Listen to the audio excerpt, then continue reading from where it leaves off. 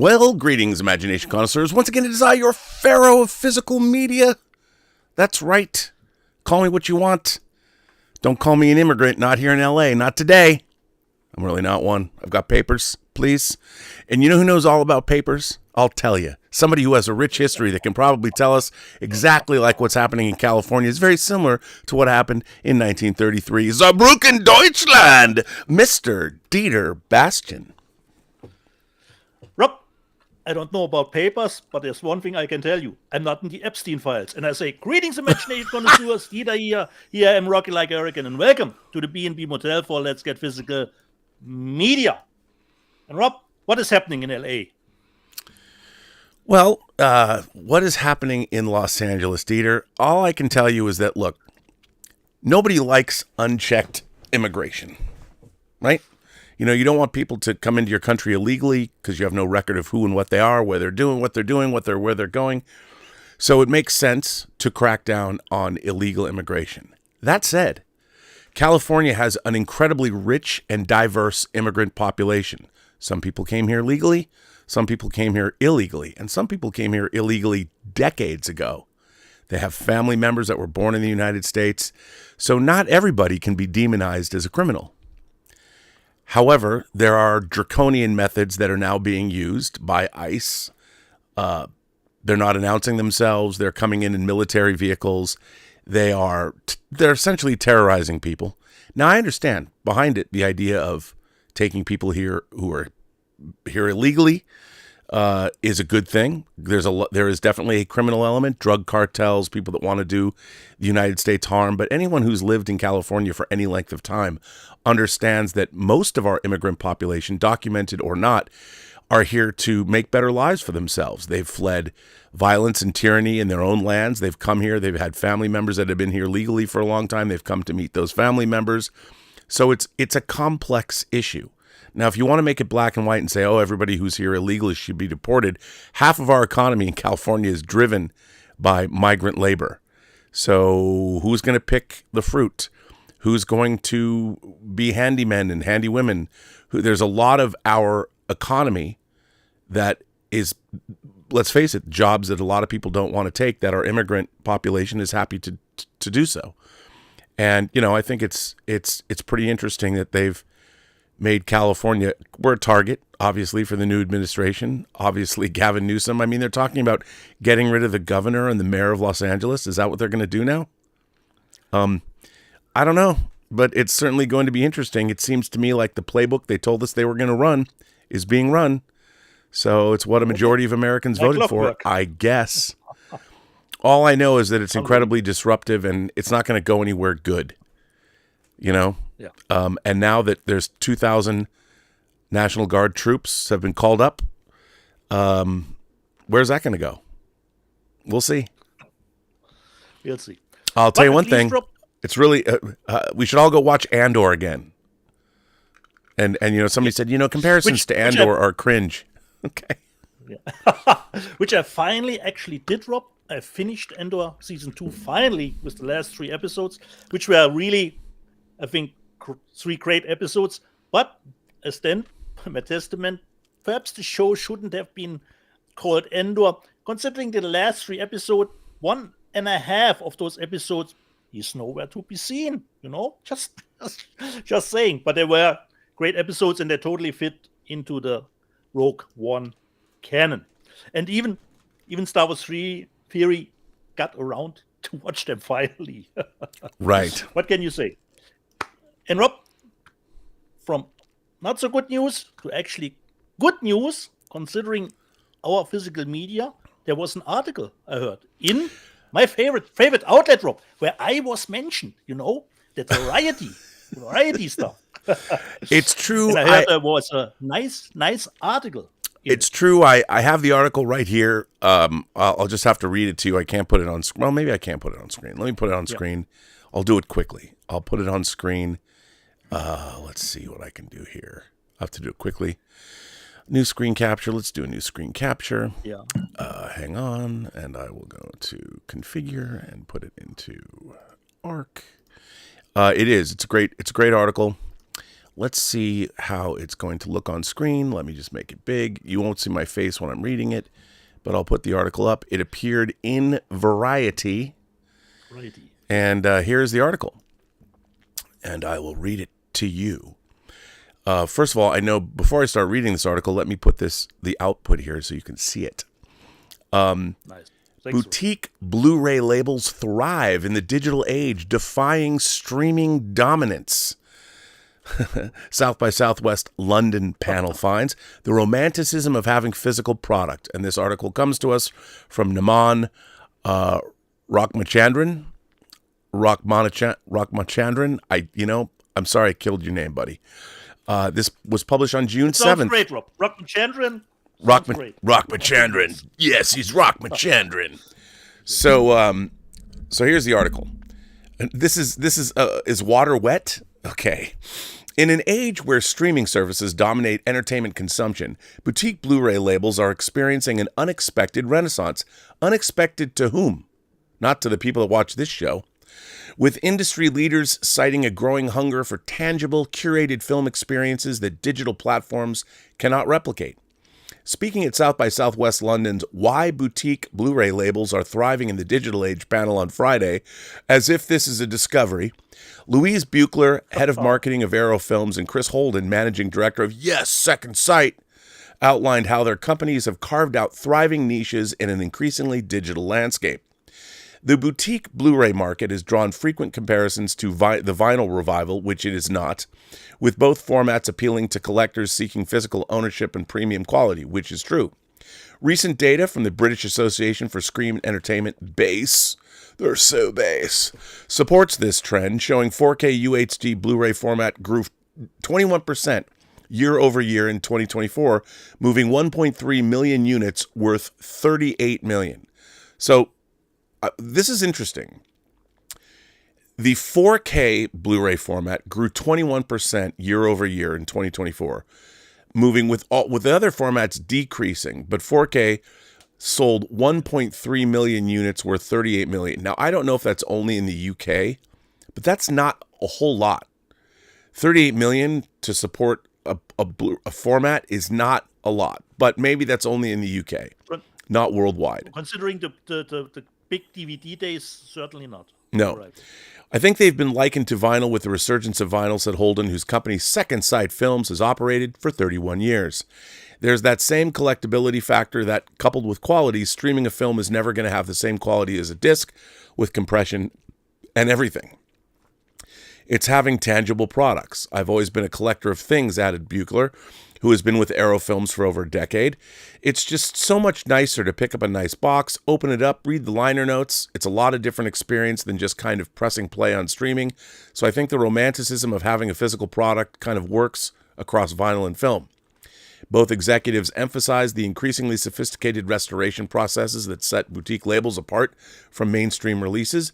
Arrow Films averages 4 to 7 releases monthly, with projects scheduled tentatively through 2026 and 27, while Second Sight operates as a smaller outfit, producing 12 to 15 releases annually. The average life cycle, if everything goes well, is 1 to 2 years, Buechler noted, describing the complex journey from acquisition to retail. Some titles will be looking to try and acquire the rights for years. The restoration process has become a collaborative international effort, with companies often teaming to share the cost. With Mean Streets, that was a collaboration with us and Criterion sharing the restoration costs, Holden explained. We're all talking to each other all the time, and with bonus materials as well. Often, we're sharing and co-funding for each of our territories. That's really nice to hear. 4K restoration has become essential for the market. There are certain things that we could release, and if we just do it on Blu-ray now, people are going to be disappointed, Holden said. We will look at releases now, and we won't release something if there's not a 4K master available. The labels have fostered close relationships with filmmakers, often working directly with directors to create definitive editions. Buechler highlighted successful collaborations with Richard Kelly on Donnie Darko and Southland Tales, noting how Kelly was so invested in releasing the films how he wanted with the director's cut. Holden noted successful partnerships with directors Nicholas Winding Refn on Drive and Sean Baker on the Florida Project, with Baker going so far as to shoot interviews with the kids in Florida himself. Both companies maintain active engagement with collector communities and forums, using fan feedback to guide acquisition and production decisions. It's interesting to see what are the kind of deal breakers, what do people want with those releases. Buckler said of monitoring online discussions, describing herself as a lurker on online forums. It's important to look at those and see what fans are saying and make sure that we're kind of aligning with what they hope we're going to release. The labels have also expanded their presence at genre film festivals worldwide, with Arrow Films maintaining booths at events like Fantasia in Montreal and supporting UK festivals including Celluloid Screams and Soho Horror. The boutique market has proven receptive to films across all quality spectrums, from critically acclaimed classics to exploitation fare. Buckler noted how labels like Vinegar Syndrome have found success with American curios that no one's heard of. She got that right. She's also mentioned releases like The Keep that sold out within 24 hours. Despite the digital shift, both companies remain optimistic about the format's longevity. I don't think anyone needs to worry about upgrading their 4K setup. I think we've got quite a long time before that gets superseded by something else. It won't be. When asked to recommend other UK boutique labels, both executives praised the work of their peers. Buckler endorsed Radiance, noting that founder Fran Simoni had worked at Arrow for many years before launching his own venture. He did some really amazing stuff there, and it's really cool to see him go off on his own and follow his passion and release some really incredible stuff, she said. Agreed. Holden praised Indicator, citing their focus, direction, and curation. I think just because they've set the story and going in a particular direction and the kind of films they release, he said. The panel also gave a shout-out to Second Run and 88 Films. The panel underscored how boutique Blu-ray labels are successfully positioning physical media as premium collectibles that offer curated experiences unavailable through streaming platforms. As Holden said, the boutique approach provides owning a film in the way that streaming, and even if you bought it online, you don't have that same feeling. Well, you know, it's funny. It's funny to see this, because 41 years ago, I was buying Criterion Laserdiscs for the same reason. And there has been boutique labels the whole time. And, you know, nothing new to us, Rob. Nothing's changed. Nothing's changed. So. And Rob, you showed it last week already. I got my bottoms too. And I just wanted it to mention, because that's what she said. Because I was remembering the movie being on Amazon Prime, and I wanted to add in my review that I sent out to some friends, if they wanted to watch the movie, they could watch it on Amazon Prime. But I discovered, Rob, it's not there anymore because of the rights are expired. It's not there anymore. Wow, so, but that was me, quick. Rob, I have my bottoms. No, I have my bottoms. I can watch it. It's important. Anytime. It's important to get your bottoms. You know, but the question is, Dieter, are you a bottom or a top? 50-50. Oh, me too. Me too, my friend. That is the way to go. And I had a good time with it. And it has some nice special features, Rob. I don't know if you had... I know you watched the movie, but I don't know if you had time to watch the deleted scenes. I did not. Because the deleted scenes are very interesting, Rob. Because at the beginning, you remember perhaps, Josie had her arm broken, you know, or in a sling. And in the deleted scenes, you see where they actually went. Not in Juvie, but some other camp, you know. And that you get to see in the deleted scenes. So deleted scenes are really, really interesting, Rob. You should look them up. So you can see how she got her arm broken. But Bottoms, really nice one. And what I like about Bottoms, Rob, there is a lot of funny stuff, not immediately in the dialogue, but in the background. Oh, yeah. The football player who's in the cage, you know, a lot of stuff. Or the teacher who's reading that magazine, Divorced and Happy, you know, that stuff. There's a lot of nice gags in the vicinity of the frame. By the way, I just want to say... I just want to say that he missed the 200th show, but Marco Lanni sent me a picture of himself with his physical media collection. Look at that. That's an impressive spread there, Marco. Looks more like a store. I know. Very well done. Really like that. Although you do have Craven. I know it's Marvel. I can see it's right next to Logan, but I won't ding you for that, but that's a great collection. We are not judging McJudgeson. We don't judge, not on this show. I only judge on my other show. But this show, Yeah. Everybody's welcome. No judgment here. So if you want to send us pictures of your collection, I want to thank Marco for sending it in. Thank you for doing that. And take a picture and send it to us. And Rob, after my disappointment with Mission Impossible 8, a pretty nice time with Karate Kid Legends, I had an awesome time with Ballerina, because I had a blast with the movie. It delivered exactly what I wanted. Action in the John Wick style. The story is just the setup to get from one action scene to the next. And I had a blast with the movie. And there's a lot of, controversy again about the reshoot stuff. I think if you watched the movie and didn't know about any of that stuff, that there were reshoots or some, I don't know that you would think, oh, that is strange, that scene. I think this is probably that they reshot this scene. For me, it totally fit perfectly together, and I will certainly buy. Because, as in Mission Impossible 8, Rob, there are, for me, considering action is like, Rob, like with the slasher, you have to get memorable kills, and in the action genre, you need to keep it fresh somehow. You need to be inventive. It's tough to do these days. We have seen so much. But there are two scenes for me that were, like you always said, Rob, bangers, considering action-wise. And Rob, by the way, how did it do at the box office? Oh, hang on. I was going to say, I was in the middle. Yeah. Do you know that the climactic flamethrower fight had no CG in it? It looked that way. It actually looked that way. No CG. It doesn't look CG at all for me. Nope. This looks no fucking CG. real, and it was fucking epic, bro. I've never seen that stuff before. Well, here, I'll give you some. I was a happy camper. Here's some box office. Nancy Tartaglione gives us some international box office. Okay. Lilo and Stitch has a global cum of 772.6 million. How crazy is that? Not bad at all. Mission Impossible: The Final Reckoning has topped 450 million worldwide through today. Okay. And the offshore hold was only down 47%. And it had another. It's made $300 million internationally. So that's pretty almost double. I would say almost double than the domestic one. Yeah, pretty exciting. So people are going. People are digging digging it. So that's good. I guess I should put myself on camera. The first 10 movies are pretty diverse considering the box office. What you got horror, Bring Me Back. There's a lot of Lilo and Stitch family stuff, and I think next week the How to Train Your Dragon will come out. Yes, it'll come roaring in. Huge. It's going to be big. So Anthony D'Alessandro, it's really interesting.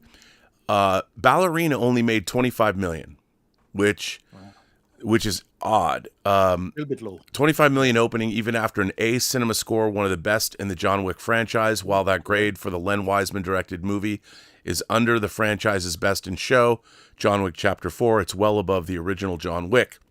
So it's clear that a portion of the John Wick faithful love the movie, as did Deadline critic. But it was they thought it might jump into the rafters. I still think it's going to have. They're talking now. Why didn't people go?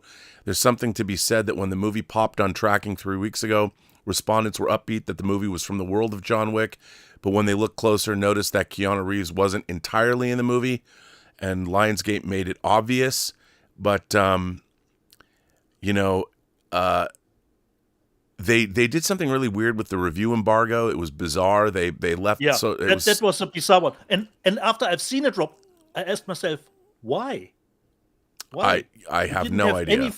You shouldn't have any fear about people who loving the franchise loving this one. I can't see why you would be concerned about holding back reviews that are not as favorable. But they're also saying that Mission Impossible cut into the business. That Mission. It's totally a competitive field at the moment. It's competitive field. It's true. So here is the domestic box office. Lilo and Stitch made $32 million. It's at $335.7 million domestic. Ballerina made $25 million. Mission Impossible made another $15 million here for a domestic total of $150 million. Karate Kid Legends is now up to $35.4 million. Final Destination Bloodlines has made $123.5 million domestic. The Phoenician Scheme is now at $7 million. Bring Her Back is at $14.1 million. Dan Evil Eye, which must be anime, made $3.9 million. Okay. Sinners is up to a domestic total of $272.6 million. They've got to love that. $272.6 million. And Thunderbolts domestically here in the U.S. has made $186.4 million. Look at that. I mean, Sinners, an original film that cost half the price, has outgrossed Thunderbolts almost by 100%. And then there's this movie called have you heard of this movie, Dangerous Animals? Yeah, this is from the director who did The Loved Ones. Yes, I'm the really director of The Loved I know Ones. the concept of the movie, but I don't want to know anything more, Rob. I haven't seen any trailers, Well, you know what it's got in it. It's not sharks. It's not playing. Yeah, exactly. It's a shark movie, Dietz. It's not playing. Yeah, it's not playing in Germany at the moment, Rob. So I will probably have to wait until it gets a digital release, which will. And by the way, a movie I'm championing, Schooner. The Life of Chuck. The Life of Chuck opened in 16 theaters and made $216,000. Pretty good result. That was the People's Choice winner from TIFF. I really loved it. Stephen King adaptation coming to us from Mike Flanagan. Maybe not a movie for everybody, a movie I found delightful, but that opens wide next week. And assuming that we're not under, California's probably going to be under martial law because that's what they wanted, right? Maybe you can't go to the theater anymore here. But in other states, red states especially, you'll still be able to go see The Life of Chuck, support Neon's release of that movie. I, of course, will be under lockdown. Right. If I'm not broadcasting anymore, you'll know why. The only thing, Rob, I heard, of course, heard your observations, but I heard Tom Hiddleston is not really front and center of the movie. Is that correct? So he's front and center, just in not the way you'd expect. Yes. Oh, okay. Nice. You see him all through the movie. Yeah. He's referred to. Okay. You'll see. You'll see. So that's where we go. That's what I have wanted to say, Rob. It's always good to revisit a movie. And this last week, I revisited Jason Goes to Hell. And Rob, I totally came around on the movie. Really? I finally, because back when it came out, at one point, you actually want the same meal as you're expecting the burger to taste. And if you get something totally different with a different flavor, you at first, not for me. But after I've seen it again, Rob, I really appreciate what the movie did, actually combining a lot of stuff, the hidden, a little bit Terminator, all the stuff that's in here. And what I really loved, Rob, is actually the introduction of Adam Marcus. It's only, I think, 10 seconds or 15 seconds where he said, "Thank you for probably buying the movie for a fourth time." And I thought this was just a great joke. And I really had a good time, Rob. When the SWAT team comes down from the trees, I thought, why haven't you laughed at that when you first saw the movie? But I came around it, Rob. Really, really nice. And it's really great that they did the unrated cut in 4K here too. Because for me, Arrow. It was really looking nice. So go Arrow, totally. And Rob, for me, this is totally got up in my rating. If I had to do a ranking, Jason Goes to Hell. It's actually a fun one. Well, that's good. And you have nice practical kills in it, because I haven't seen it in forever, I believe. But I love just the introduction from Adam Marcus. Thank you for buying it probably for the fourth time. Well, look, speaking about buying things again, because it was sent to me by Kino Lorber. Kino sent me a DVD, but I recommended it to you. But now I have the Second Sight You got it. Blu-ray. Finally. Nice. I mean, One that of looks my like the favorites cover from of last Flashdance, but different. Yeah. Totally. I mean, again, Second Sight. Oh, there's an indent in my 4K. They do such. Or this is, by the way, this is not 4K. They do such a great job. I mean, you got the 4K. You showed this already, didn't you? Did you already get No, Rob, I don't have the Second Sight. I only have the Spanish one. The beautiful Second Sight. Release. I mean, and it's got the art cards. I mean, this movie is. Look, after you've seen it once, this was one of your great recommendations, Rob. When you said go in blind, don't read anything about it, and I was on the edge of my seat, Rob, considering how the movie has shown me how little do you actually need to do a gripping movie. First of all, I've said it before. I'm going to say it again. If Second Sight were a girl, Second Sight would be Farrah Fawcett Majors in Logan's Run. That's all I'm saying. Every time I get something from Second Sight, I kind of just carry it around with me because it's so great. And the transfers, I mean, the work that they do, Second Sight, I'm telling you, Second Sight is the stuff. They are the stuff. My love of Second Sight knows no bounds. They even made me love It Follows again. But I can understand, considering the coffee table, Rob, if somebody says after 15 minutes, okay, I'm out. I can understand that. But for me, this was one of the great finds that you got, Rob. Well, I'm glad you liked it. Awesome. By the way, we'll get to it later. I did get one of the biggest boxes I've ever received from Kino Lorber. Ooh, okay. Kino Lorber, I mean, I don't know how they do it, but man, every time I get a box. See, I got a box last week with bottoms in it, right? And it was only one disc. Now, I don't mean to be a spoiled brat, but Kino usually sends you, a box, and they're like these shaped boxes. I got a box this week that was twice their normal box size. And it was really heavy. Okay. And there's a lot of goodness in it, which I'll show. But I just want to give a shout out. I think there's a Kino Lorber sale going on. I don't know if it was at Barnes & Noble. But, I mean, between their 4K output, between Kino Cult, between all the Raro titles they're bringing in, which I got one I couldn't wait for, they're just doing unbelievable work. Shout out to Kino, And you know what they're putting out in 4K? They're putting out the sequel to Chinatown, The Two Jakes. And, of course, we will have Max Allen Collins coming on later, and he's going to give us a review of the Blaxploitation box set that just came out from Shout. You got that?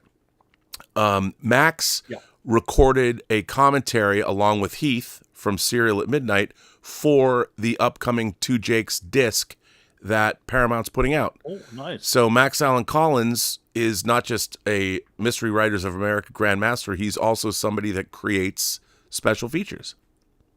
So he can tell us a little bit. I can ask him later. Yeah, you ask him later. He'll be on at 12:15. And he's going to do a little segment for us. So that's good. Should we show some stuff since we're showing stuff? Yeah. Rob, since you said you had way probably more than myself, why don't you start? Okay, well, I'll start again. Kino Lorber sent me, their documentaries are great, but this is I for Icarus. I don't know if I showed this already. These are two thrillers that I don't know. Two different movies. Don't remember it. Yeah, two different movies, and Henri Verneuil, pretty cool. Hey. Then this one is another. It's again French movies. I don't even know what they are. Holy cow! Don't know really anything about it. It's a lovely coming of age drama. Makes a strong impression. Okay. First time filmmaker, so I'll take that. Fantastic. And then Marcella here is she taught America the right way to make Italian food. So again, don't know. And these are all DVDs. And they're still putting out DVDs, obviously. Now, one of my favorite things that I got in this box, Randy Cook is a special effects expert. I got to know him a little bit working on Lord of the Rings. He was one of the primary architects behind Gollum. You know, he's done animation, CG animation for years.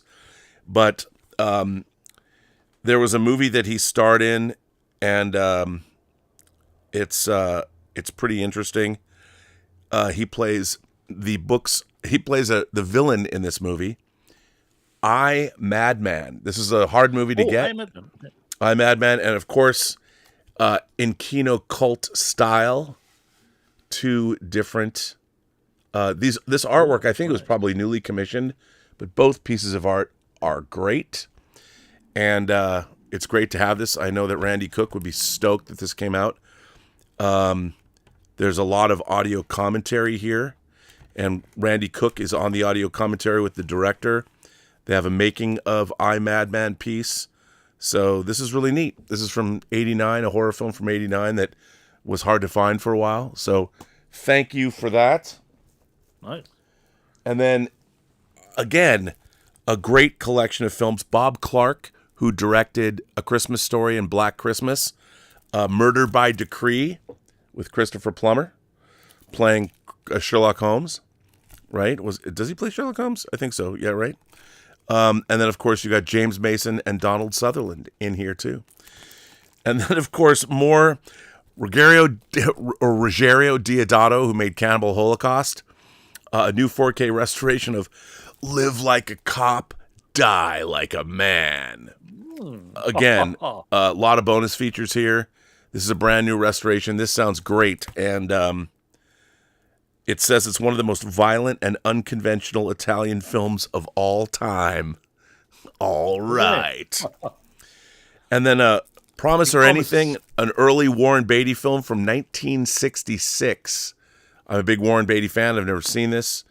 Arthur Hiller directed this. Arthur Hiller, who directed The Americanization of Emily, which I saw in Canada when it played on a double feature with Free Enterprise at the local Heroes Film Festival. Got to meet Arthur Hiller. Now, this is really interesting. Charles Burnett, who directed Killer of Sheep and To Sleep with Anger, here is a new restoration of The Annihilation of Fish. Charles Burnett has been making the rounds on NPR on various shows, being interviewed. He's in his 80s now. He's still sharp. Yeah. Really looking forward to seeing this. I've never seen this movie, but James Earl Jones is in this film, and it sounds wonderful. It's great to have this, and I'm sure Kino Lorber put him on the road for publicity. So good on them. Happy to have this. It's never before released on home video. This is the first time. Okay. So that's pretty great. So you go, Kino. And then first purchase immediately in HD. What more can you ask for? Absolutely. Now here's a movie, Beware of Mr. Baker. Don't know much about this, but George Baker is famous for playing in the rock bands Cream and Blind Faith. But the world's greatest drummer didn't feel like he hit his stride until 1972, when he arrived in Nigeria and discovered Fela Kuti's Afrobeat music. I mean, this is a documentary. This sounds amazing. I can't wait. Can't wait to see this. I love music documentaries. And then we come to this, Alien Terror. I don't know much about this, but it's an Italian film. In this sci-fi monster movie, Alien Terror, which was known kind of the way Zombie was known as Zombie 2 as a sequel to Dawn of the Dead in Italy. Alien Terror, this was known as Alien 2 on Earth when it came out in Italy. A spaceship lands back on Earth after a failed mission. There's only one minor problem. The astronauts have been replaced by hideous creatures that can penetrate people's bodies and make them explode. A group of cave explorers is attacked by the monsters inside an underground cave, but the survivors are in for a surprise when they finally manage to escape the trap. I've never seen this, but come on. Alien Terror, a.k.a. Alien 2 on Earth. So what's not to love there? Then Sal Mineo, John Saxon in Rock Pretty Baby. Hey, it's John Saxon, Sador of the Malmori, if you're a Battle Beyond the Stars fan. And, of course, the most memed Jennifer Connelly of all time. Career opportunities. Why not? What's not to love? Young Jennifer Connelly. And that was just the beginning of what Kino Lorber sent me. Ooh. Here, you want me to go Okay. on? I'll go on. Yeah. I'll go on. Because it just keeps getting better and better. They sent me Audie Murphy Collection number 5. I mean, can you believe it? 5. 5 Audie Murphy collections. The last one I got, here's 4, which I got a couple weeks ago. These box sets, they multiply. This one, Mike Hodges, who directed Croupier and Get Carter, I'll Sleep When I'm Dead, another Clive Owen crime thriller. I love this movie, actually. This is from 2004. Great to have that. Of course, these are the ones with the O-rings. Then, of course, the magnificent Seven Deadly Sins. This is from 1971, and it's a satire. It's Graham Stark's. It's a satire of English prosperity. So there you go. Then there's Tommy Lee Jones and Michael O'Keefe and Nathan Hayes, another movie that I really like. I don't know if you've ever seen Nathan Hayes. Period piece. This is a lot of fun from 1983. I saw this in the theater, actually. And it's, again, a Paramount film. And there you go. Here's another movie, Carl Laemmle, Universal's Carl Laemmle. I'm sure Max Allen Collins could tell you about this. It's a double feature, Law and Order and Without Honor. And Walter Houston stars in Law and Order. This came out in 1932. Kino Lorber, man, how did they do this? And then Tom Berenger in Rustler's Rhapsody. Oh. I mean, from 85. Can you believe this? I saw this in the theater, too. To an all over cinematic history here. It's just unbelievable. It is just unbelievable. So, I mean, stacks. And I'm not even done with Kino Lorber. But I figured I'll leave it there for the time being. But once again, thanks to Matt. I hope Matt still is at Kino Lorber. Matt, you put me on this list. You keep me satiated. You keep it all. You keep it coming. I don't know what to say. It's an embarrassment of riches. It's manna from heaven. Again, your business model. I hope that the cartels are happy because, man, do you guys put out a lot of great stuff. I love Kino. Love Kino Cult. Great to have Madman in the collection. Good stuff. I'm thinking about, wasn't Madman released from Vinegar Syndrome 2, or was that I think it was a movie called Madman? I don't know. Madman's come out before. Okay. I'm not So- sure. I have to check that. Or it was just a movie that's just called Madman, perhaps. Perhaps I'm wrong about that. Well, there's a movie called Madman. But I just, you gotta love all the folks at Kino, and you gotta love Frank, who runs that place. It's his show, and they do great stuff. And I mean, getting that Charles Burnett film that had never been released, getting their silent films, getting their filmmakers from the black filmmakers that black filmmaker, the box set they put out a couple. Yeah. I mean, it's just great, and every interest is served. He was mentioned, Rob, in the documentary that is on the blaxploitation set. Oh yeah, There he was mentioned. Yeah, in it. And it's great to have this stuff. I don't know if anybody would put it out. No. I mean, it's amazing to me that we're getting most of Paramount's library, their catalog library from Kino. From other companies. It's either Kino or Vinegar Syndrome or, Cinematograph. I mean, all this, it's crazy. And we've got a lot more of it to come. Genre titles. I know. They would think they would sell them for themselves. But okay, at least we're getting them. That's all we're getting them. We want. So over to you. Should I show what I got? Okay. First one, I know it's coming out from Second Sight, but this was actually pretty nicely priced, and I remember it first being announced as a steelbook, but it's not a steelbook. When Evil Lurks in. Oh, I didn't get mine. Oh, I got it. Dude, that movie is great. But Rob, it comes out from Second Sight as a 4K, Oh, well, then I'll get it. Yeah. Correct, Rob. This is a total great double bill with the coffee table. That movie is a banger, man. It's so good. Totally. 2 minutes and you're off to the races when Evil Lurks in. So good. 4K. Then from Shout Select, we're looking forward to watching this movie.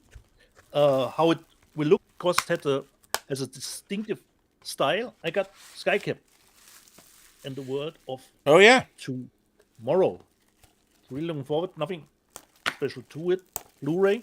But the Blu-ray is from the 4K transfer as well, which is always nice to know.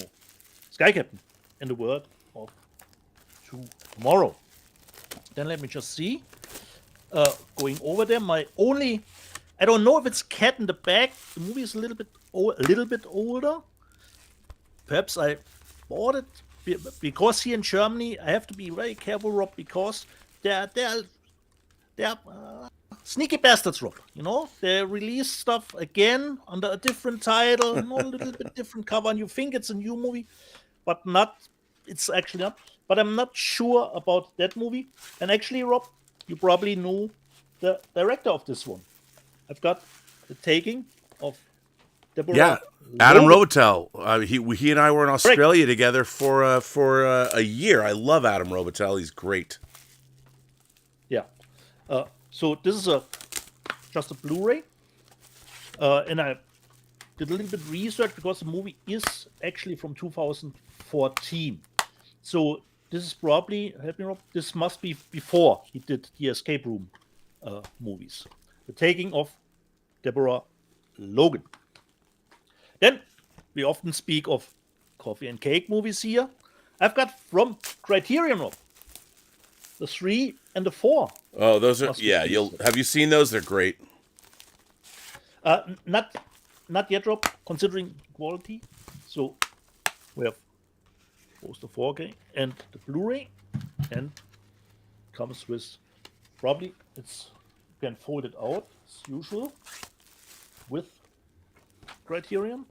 So, fold out stuff here, considering the booklet, and I remember them clearly just from being on television, but I don't own these movies at all, so getting them immediately for the first time in 4K is all we want. 3 and 4 Musketeers from Criterion. Then a steelbook from Sony, John Carpenter's Starman. So great. You've got Blu-ray, 4K. It's always great if the steelbook is inside printed too. So we've got Starman on that.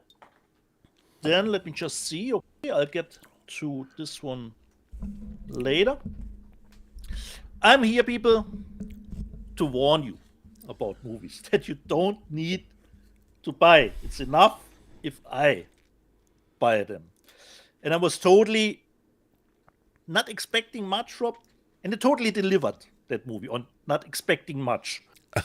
Because sometimes movies fly totally under the radar. They get not negative buzz, not positive buzz. They don't get any buzz at all. And when I saw that trailer in the theater, I didn't close my eyes because I thought, what is this?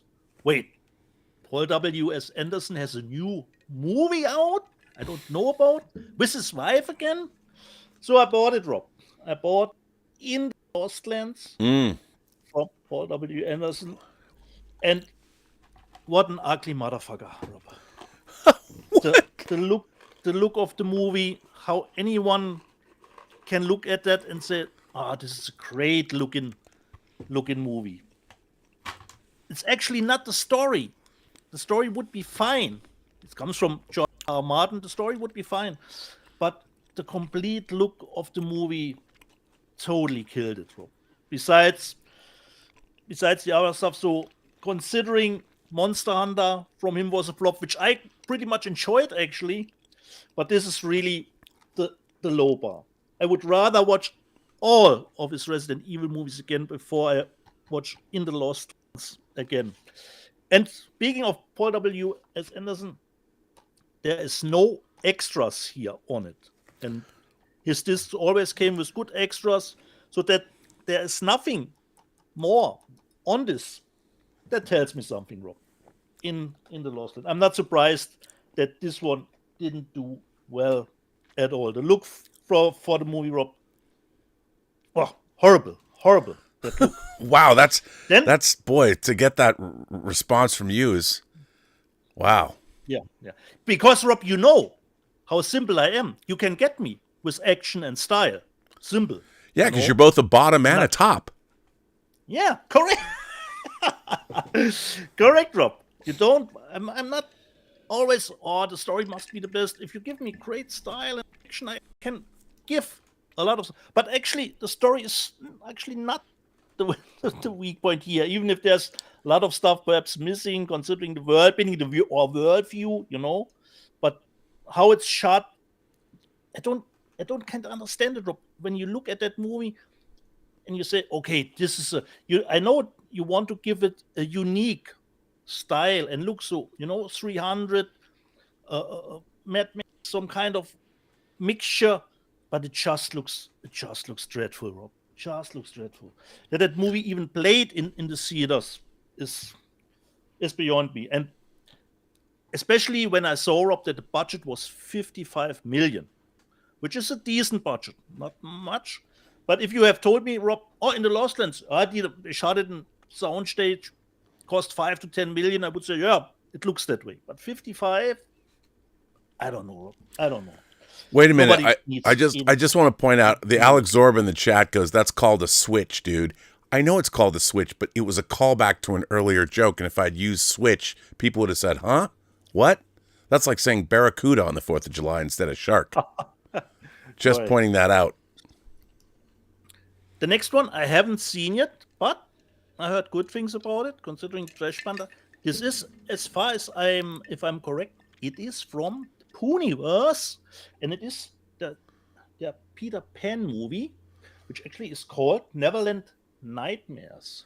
Is it officially called the Pooniverse? Is it not, Rob? I think it's. Well, that's, officially and called. just for those of you, we're not talking Poon. We're talking Pooniverse. No, Winnie Pooh. I mean, I talk Poon all the time, but it's the Winnie the Pooh-verse.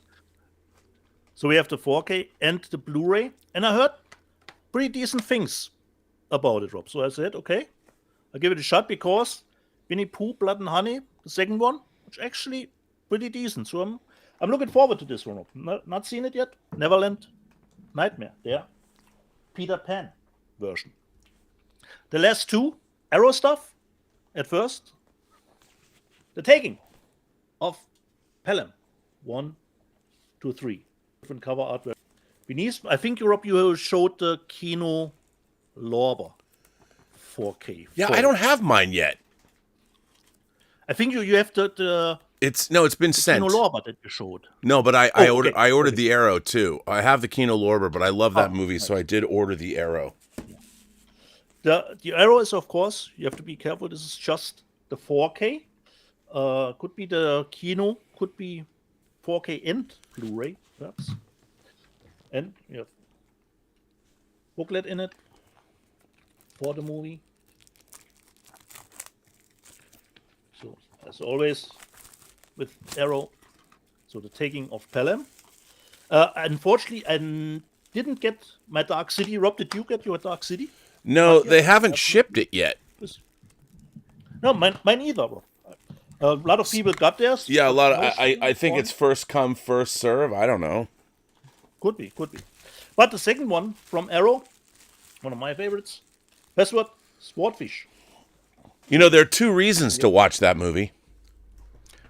Yeah, it's more in the top section. So we've got the 4K. It comes with the poster, which of course features, as always, the artwork, the new and the original, and a booklet. Actually looking forward to Swordfish. Haven't seen it in a long time. So nice genre material from Arrow. And actually, Rob, this was my haul of this week, but I will have later, like last week, 2 giveaways.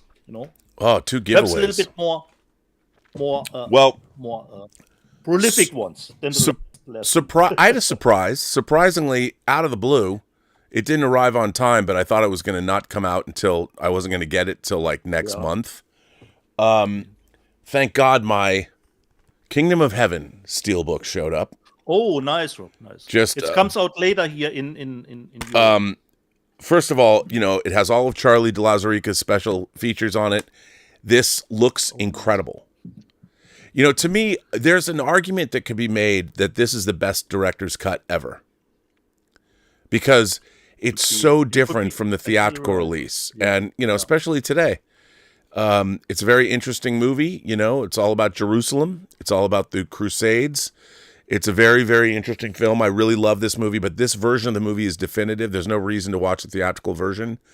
Incredible. This disc looks incredible. It looks amazing. Nice. So I was really stoked. Kingdom of Heaven, Rob, will always be, I remember, my first Blu-ray that I purchased when the format was new. Kingdom of Heaven was one of my first Blu-rays. And the director's cut came out in that disc. So it was great. It was, I think it had no special features. It was just a movie. Yeah. It's just a movie. Yes. Well, no, because there was a disc that came out with special features too. Maybe that was a DVD. Oh, okay. I don't remember, but okay. Charlie's work on it, it's an incredible package. Love this steelbook. One of the coolest. I think it was DVD, Rob, because you have the American version that was, I think, a fold-out, a digi. Yeah. And so I got that. Kino Lorber, again, with a stack of 4Ks. Road Trip, which is, I like Road Trip. It's funny. Mimi Leaders, which she jumped from ER to directing this. She made The Peacemaker with Nicole Kidman and Clooney. I like this movie a lot. You know, I really like Deep Impact, which she also directed. I think I even saw Peacemaker in the theater back in the day. I don't remember seeing it probably in the theater. I really like it. You know, again, another great Paramount title to have. Mouse Hunt, maybe the less said, the better. But if you want it on 4K, here it is. You're not a fan, Rob? I like more. Mouse Hunt? Okay. That's all right, I guess. And then now they already gave us Leviathan. Now we have Deep Star 6, so you can go for the triptych of The Abyss. You can watch The Abyss, Leviathan, and now Deep Star 6 from Sean Cunningham, the director of Friday the 13th. And not only that, look at this. Kino Lorber. Kino killing it again. Ooh, nice. Like that. But came they out pretty similar at a similar time, Leviathan and Deep Star 6? Yeah, and The Abyss. They all kind of, Now, but this is my favorite 4K release from Kino. The wonderful Audrey Hepburn, William Holden, and Humphrey Bogart, the original Sabrina. Okay. This is great to have now, but check this out, dude. So not only does it have an alternate cover, but Kino Lorber doesn't stop there. It gives you a third cover. Ooh. Okay. Actually, I like this cover better. See the other again, Rob? So you've got this cover. You've got this beautiful cover. This is the O-ring. And then you have this cover, which I love. Which is even better. Yeah, I would change it to that. I'm going to change it to that just now. Yes, great minds think alike. This movie is a wonderful, wonderful movie. Obviously, it was remade with Harrison Ford, right? And then John Williams' score, actually. John Williams scored it. So, So this, again, I love getting classic movies in 4K. This is 1954, and there's nothing better than 4K black and white. So that's very exciting. And then, of course, Warner Archive did not let me down. Another Looney Tunes collector's vault. I mean, they are mining this. But from Warner Archive, this is dope. 3 different collections of 4 films each. One, the Gary Cooper collection. Now this has Friendly Persuasion, Love in the Afternoon, The Hanging Tree, and Sergeant York. Some true classics. In a box set, you know the bit rates are high, you know it's great. And then the Clark Gable collection. Don't take up much space, Rob. Don't take up much space, considering there are 4 movies in it. That's right. I mean, here you've got Clark Gable, and this is the Clark Gable collection with Mutiny on the Bounty, Idiot's Delight, The Wife versus Secretary, and San Francisco. And then just when you thought, where's the chicks? The Elizabeth Taylor collection. And, of course, you've got Father of the Bride, Reflections in a Golden Eye, The Last Time I Saw Paris, and Who's Afraid of Virginia Woolf. I mean, these 3 box sets, amazing. So, once again, George Feltenstein and the folks over at Warner Archive, I mean, they know what they're doing. and their discs look great. And then I got from Arrow, which a movie I've never seen, but it sounds incredible. Yeah. Steppenwolf. I've pre-ordered that too, but I pre-ordered a German version. I have not heard of that movie either, Rob. I saw a trailer for it. You know what? It's got a reversible cover, which I am going to make reversible because you know how we love to do that. Wrong, Rob. Isn't it an Australian movie? No, it's here's what it is. The brutal story of an unlikely duo who will stop at nothing to find what they're looking for. Atakan Yerzofsky's award-winning Steppenwolf is a nihilistic, hyper-violent redemption tale filled with social commentary. It's the winner of the Grand Raven Grand Prix at the 2024 Brussels International Fantastic Film Festival. It sounds like it's an Eastern Bloc film. There's also a feature film, Goliath, that's in this box set as well. And they're calling it a transnational post-Western. So I saw the trailer for this, and I'm like, ooh, got to get that. So there's Arrow putting out Steppenwolf. Here's the cover. Nice. I have to say, the new Arrow releases do not excite me, but it was cool to get that. That doesn't look like a coffee and cake movie, Rob, at all. No, it does not look like a coffee and cake movie. And then to bring up the rear, in terms of what I received this week, I have to once again a shout out to the very lovely Lisa Stevenson at Lionsgate. You know, she did contact me and ask me if we would have some Lionsgate personnel on the show to address consumer questions about what they've been releasing. I told her yes, but I didn't hear back from her this week, so maybe next week. Okay. Now let me first of all, I've got to square this away. The first thing they sent me was All of Me, part of their Vestron collection, the Steve Martin, Lily Tomlin movie, which is great. Oh, nice. What a new digitally restored film. I haven't opened this up yet, but it's got a cool O-ring. That came out. Shiny. And then it's shiny, All of Me. And then this, I got to open this. Freaky Tales, coming in a VHS box. That's nice, Rob. That's nice. Let me open this up. Again, Lionsgate Limited, hold on. And this is, in fact, if I can open it, damn it. There we go. This is, in fact, a 4K. I didn't know it was a 4K. Yeah. I thought it was a DVD. I have not seen this movie, but it's Jay Ellis, Ben Mendelsohn, and Pedro Pascal. It says, in 1987, Oakland was hella freaky. Yeah. So there's the box. There's the oh, it is. Okay, well, there you go. Inside aspect ratios. Inside, it comes with stickers that you can put on the outside of the box to make it look more like a video store. VHS You sent me a German disc that had this. I think it was Night of the Living Dead, maybe. That I've got a few other. Correct, I think. Night of the Living Dead. So you can customize your box, which is pretty, or your disc if you want to. And of course, they even give you, there's some room to do that. There's a lot of stuff where you can, so you've got your VHS box. This is 4K. This is Lionsgate Limited. And say what you will, Rob. Pedro is great in it. Oh, well, I can't wait to see it. But the piece de resistance, Christopher McQuarrie's feature film directorial debut, Way of the Gun, nice. with a cool lenticular cover. And then, of course, a badass steelbook, which is really nifty. There's Benicio del Toro. Right. Again, very, very cool. Here's the disc. And very excited to... I love Way of the Gun, by the way. But again, this is another Lionsgate Limited banger of a disc. So... there you go. I got discs from Kino, Warner Archive, Lionsgate. Thank you all. I want to thank you for supporting this show. They were, of course, all a Schnäppchen. They certainly were, Rob. So thank you, gentle beings. You make this old man who's one foot in the grave and maybe 1 foot away from living in a state with martial law. So could be. One never knows. Thank God I have my real ID and a new passport. That's all I can say. It's important to have, Rob.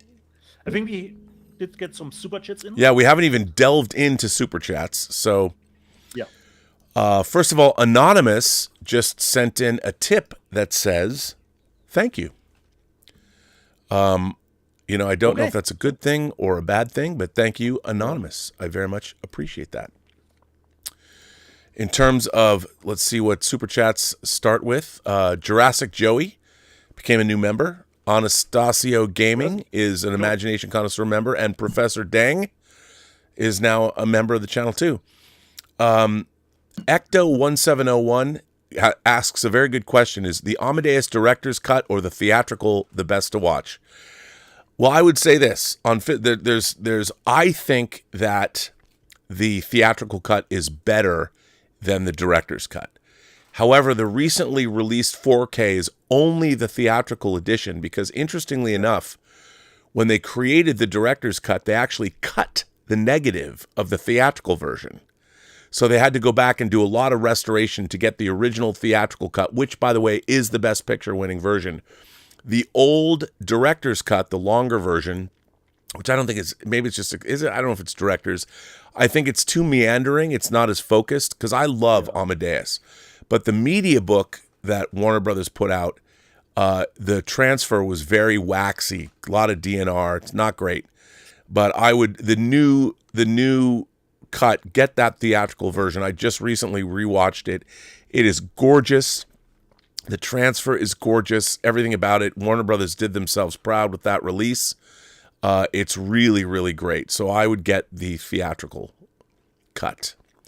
Nice. And then Danzig 1979 has been a member for 17 months. And that's it. We are caught up with super chats. Okay. So if Max is not here... No, he's coming at 12. I told him to come at 12:15. Bro. The question, Rob, have you seen... Oh, bro. Twice. Twice? Twice. You watched it twice, Rob? Twice. Okay, Rob. Then I would say you liked it just as much as I. Dude, how great is that movie? Yeah. The only little drawback is at the ending when the pilot, Hang on, don't start. Yeah. I don't want to spoil it. Then it gets a little bit off track. But the first three, well, because it's an anthology, for me the best was the second one in Japan. That was my because favorite. that was that's the thing I most wanted to see. I wanted, and it did not disappoint. Although, come on, the Predator and the Sky. We have the sword, the shield, and the bullet. Where the and dude, World War II animated Corsairs. When I was a kid, I loved building that plane. I loved it. I mean, I wish that it was theatrically released. Okay. Would you have gone to see it in a theater? Probably, yes, Rob. Considering as a big Predator fan, probably yes. But I could see why they probably put it on. Yeah, no, I mean, it was designed to be a Hulu thing. I get it. Yeah. But I always talk about, it's not just because I know him. Steve Asbell, who's the president of 20th Century Studios, I call him the quiet king of franchises. He brought back Hellraiser, that was on Hulu. Prey, the Trachtenberg Prey revival of Predator was on Hulu. Now they're getting Badlands. I mean, he brought us Romulus. Now we're getting, by the way, did you see the trailer for Alien Earth? No, Rob, I stay away from that. Oh, right. Bro. We'll watch the show. Bro. Okay.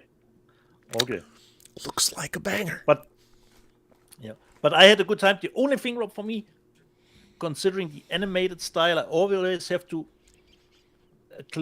acclimate myself with it, because as with every animated movie, I'm starting the thing and think, okay, it's not arcane.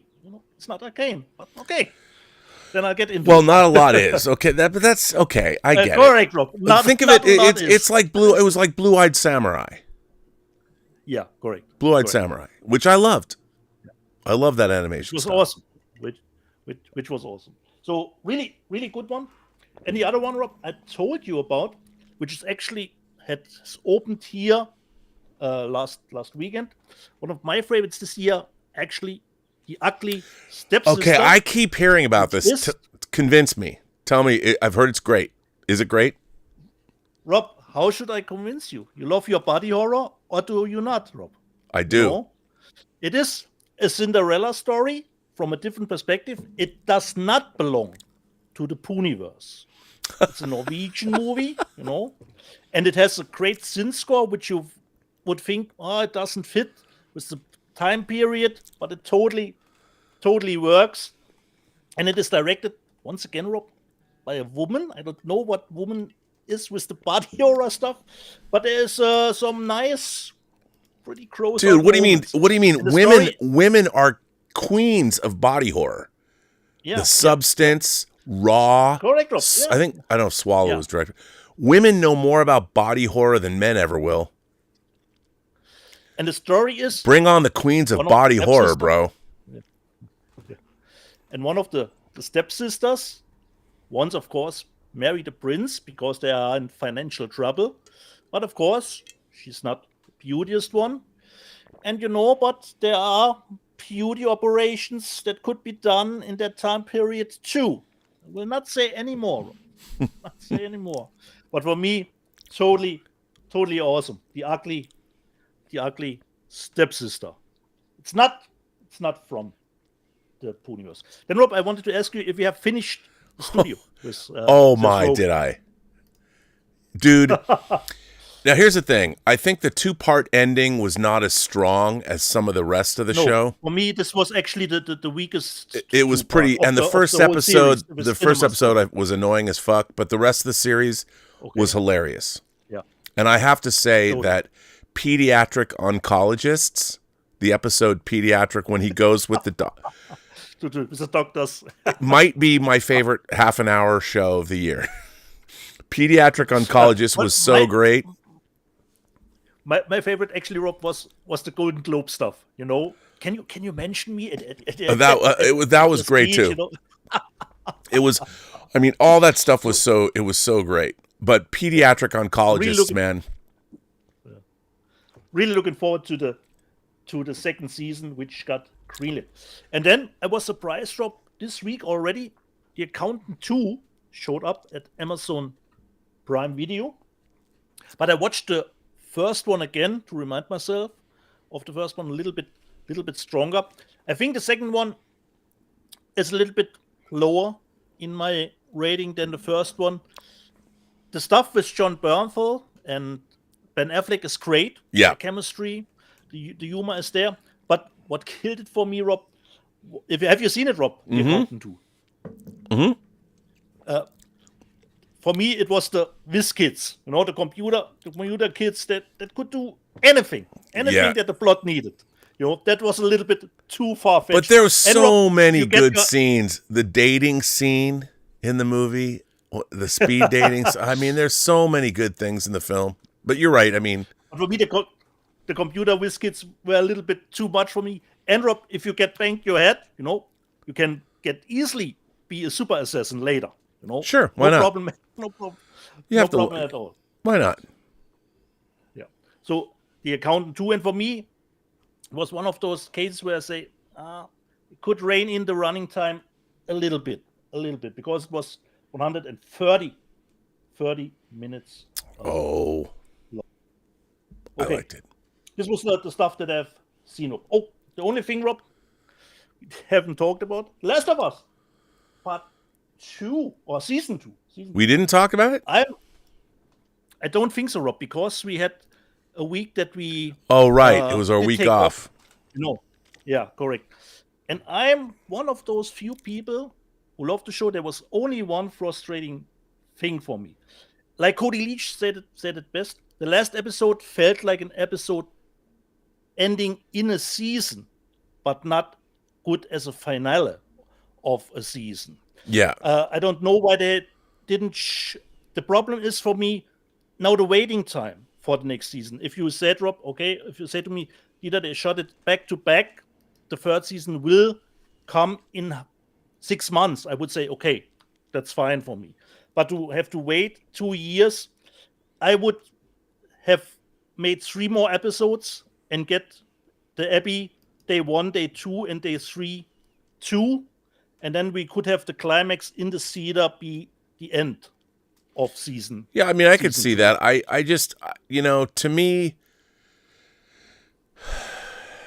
this season, look, the penultimate episode, the Pedro Pascal flashback, was a terrific episode. That and the siege in Wyoming, those 2 episodes were terrific episodes of television. But the rest of it, it's kind of like, it didn't, and I think it's an inherent problem with the game. It doesn't really, it's not really going anywhere. I mean, it's fine, but I don't know. But it doesn't. I loved it. As someone who played the games, great. Of course, it feels a little bit rushed simply because if you play the game, you're spending more time in this environment. But for me, the changes are nicely done. What they changed here and there, but they still keep to the core of the game. Definitely. Sure. For the big moment. Well, that's for me good. was only the ending frustrating to now. The wait will be, even if they will get a 3rd season, will be that long. It's true. And why they didn't shot it back to back, especially when you have now the Abbey story with totally different characters. So why they didn't shot the stuff back to back, I don't know. Well, you know what I do know? I do know we have a guest. We have a special segment we'd like to call True Noir on this show. This is our 200 actually this episode is called 201, a Saarbrücken Odyssey. And you're like complaining, where's the other 0? I'm like, bro, you got to earn that shit. You get 201, not 2001. You know what I'm saying? You should be happy with that. Don't look the gift horse in the mouth. You've earned it. 200 episodes. But you know who actually has earned it? Do you know who has a half century of writing behind him? Who started writing in high school? Who turned down a hot blonde that came to his door and asked him to go out, and he said no, but he got to marry her anyway. Unbelievable. He's written movie novelizations for everything from Dick Tracy, which is ironic because he actually wrote Dick Tracy. He took over from Chester Gould, the creator of Dick Tracy, and wrote Dick Tracy for 15 years for the Chicago Tribune. Do you know who that guy is? I think someone with a name that could only be fake because it's just an awesome name. It could Max only be a fake name, Rob. Allen Collins. I want to see his papers. And he's going to talk blaxploitation and some Sean Connery. Let's bring him on.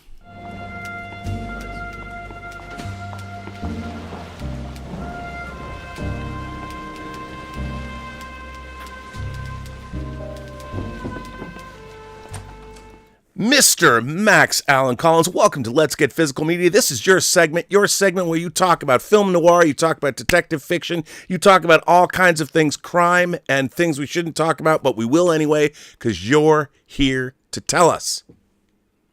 Well, I need to first of all say that I'm also the guy who got fired from Dick Tracy after 15 years. So that's inevitable. Why do you got to be negative? Well, I'm not. I'm glad. But you know what? The next thing I did was Road to Perdition. So it all evens out in the end. It all evens out. I mean, door closes and you go out the window. That's all there is to it. To have a celebrity such as yourself, a powerhouse, a man who had a Cinemax series made from your Quarry books, Tom Sizemore starred in a Quarry movie, and we, of course, made True Noir, the assassination of Anton Cermak, based on your 19 novel to date, Nathan Heller series, and you have Return of the Maltese Falcon. You have sequelized your favorite mystery novel of all time, Yes. The Maltese Falcon. You were on top of, you were Johnny on the spot with running. It's going into the public domain. You knew, and you've got it coming out from Titan Books. From the UK, Titan Books is publishing that in January, and you and I are going to be next month at the San Diego Comic-Con together. We're doing a panel on Friday, but that's not why you're here today, is it? No. First of all, I'm here to tell you that if you look at that Kino disc of Law and Order, you'll see an interesting commentary attribution. Really? Well, Yeah, what is that interesting commentary attribution, Max? well, my good pal Heath from Serial at Midnight, he's an incredible guy. He and I do commentaries together now and then. This one is for a remarkable movie, which is kind of oddly, well, certainly it's film noir adjacent, because it's a script written by John Huston, starring Walter Huston, and is the first Wyatt Earp movie ever made. He's not called Wyatt Earp in the movie. I think he's called Frame Johnson. The reason was that Wyatt Earp was still alive when the novel was written, and so he didn't want to get sued. But W.R. Burnett, who's a guy who only wrote, Scarface and Asphalt Jungle and Little Caesar and High Sierra, it's his original book, which has been out of print since the year it was published. Well, that would be this Kino Lorber release right here, and it says, wow, right on the back, audio commentary for Law and Order by mystery writer and filmmaker Max Allan Collins, with film historian Heath from Serial at Midnight. I really am kind of proud of myself how I worked that in so subtly. Well, I'm glad that you did. That's why you're here. You make special features. Well, the very first thing my movie Mommy, which was done in 1994 for the Blu-ray, I was thrilled about having a Blu-ray. We actually hired somebody, a filmmaker, to do a half-hour documentary on the making of the movie, and it's still out there on the various versions. So I have no small amount of admiration for those of you who make good documentary material, special features for the Blu-rays and the DVDs and the 4Ks. And I'm right with Dieter on when they don't do anything, when they release it and it's just a white bread release. It's a slap in the face to us consumers. Is that true, Dieter? Is it a slap in the face to us consumers? I think so. Certainly, yes. And it tells me something about the movie itself, considering In the Lost Lens. It's not a vote of confidence. Now, Dieter, you had a question for Max.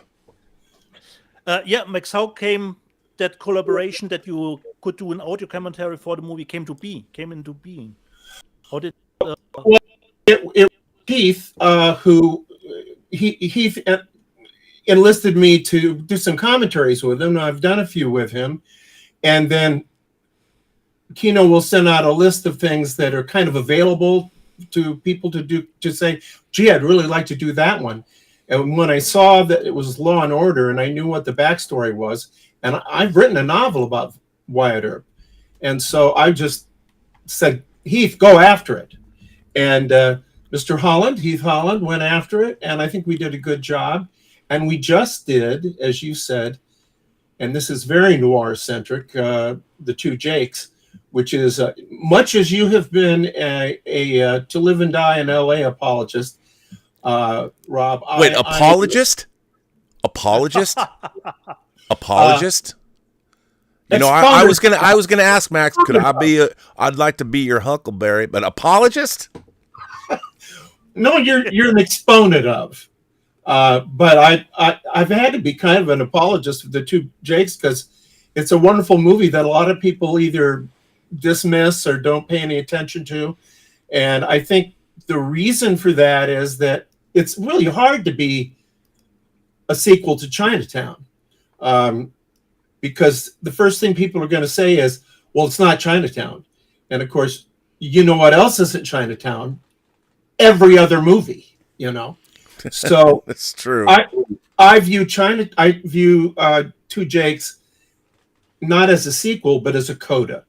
And if you view it as a coda, revisiting this man, this interesting detective, and the situation that has followed him through his life, that what has haunted him, it's a very worthwhile ride, and it's a beautifully shot movie.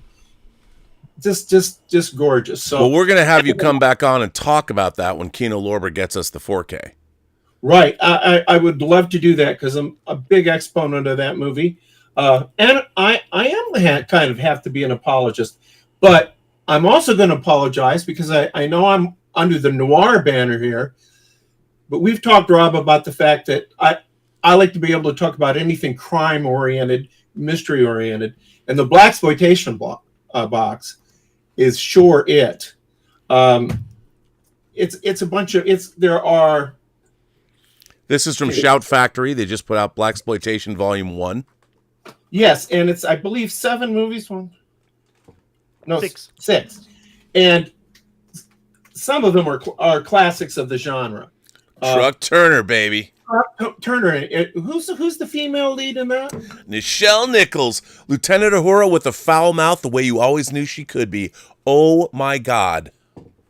She's fantastic in it. I was watching with my wife, who's a Star Trek fan as I am, and she just was so delighted by it and felt like, well, she's being unleashed. You know, it's just, and it's a very good kind of private eye movie. He's a skip tracer. Yeah. And when you think about the fact that Isaac Hayes basically got this movie because he wrote the soundtrack to Shaft. Yes. Now, you know, this is like hiring John Williams to do the second Jaws movie or something. How do you get hired as a guy who did scores to do? I can never do this very well. Dieter will teach me, but he's terrific in this movie. He's absolutely terrific in this movie, and I think it's probably it's one of the top 3 in this set. Coffee is, where Pam Grier came into her own, and it's arguably her best movie, and it has that Jack Hill as the director. He was a terrific B-movie director. Yeah. I mean, it just doesn't get much better than him. I mean, we're talking about Quentin Tarantino fell in love with her then, I'm sure. Yeah, absolutely. Hence Jackie Brown. Now also we've got a good Fred Williamson movie, and it's a Larry Cohen movie. We all love our Larry Cohen movies, right? I mean, you got to love a New York Jew directing blaxploitation. Yeah, and by the way, I took over on a movie for him when he.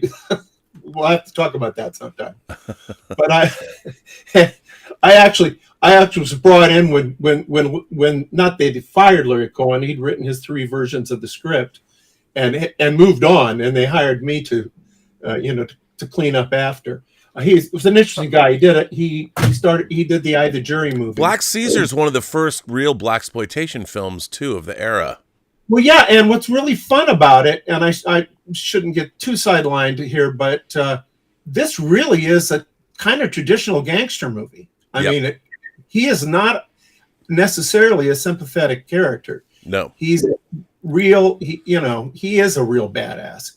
And it's extremely violent, and it's the way it's shot on location is quite impressive. It had some amazing stunts in it, and it can't have been a very big budget movie at all.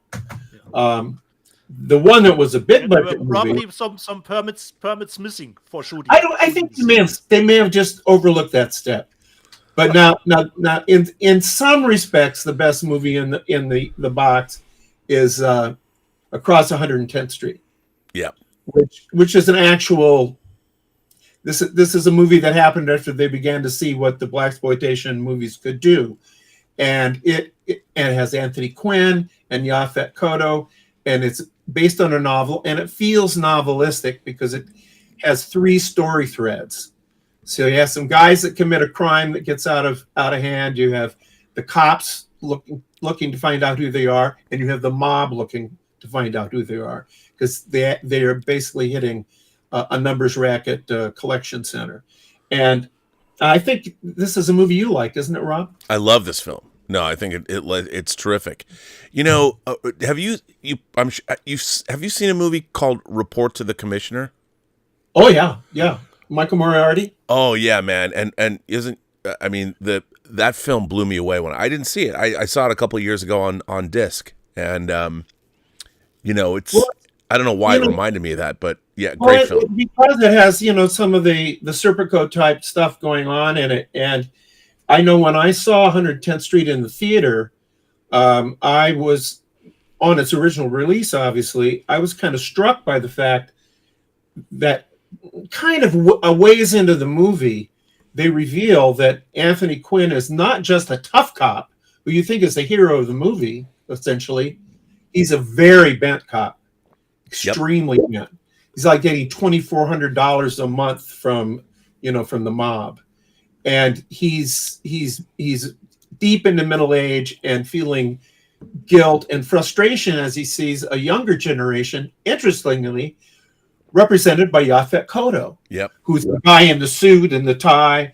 And both those guys deliver kind of amazing performances. And there's a bunch of subsidiary performances around it. So I recommend the movie highly. Now, I have to admit that for every jewel you find in a box of Cracker Jacks, sometimes it's just a thimble. The other Pam Grier movie here is just kind of okay. Be in the right mood when you watch it. Sheba Baby.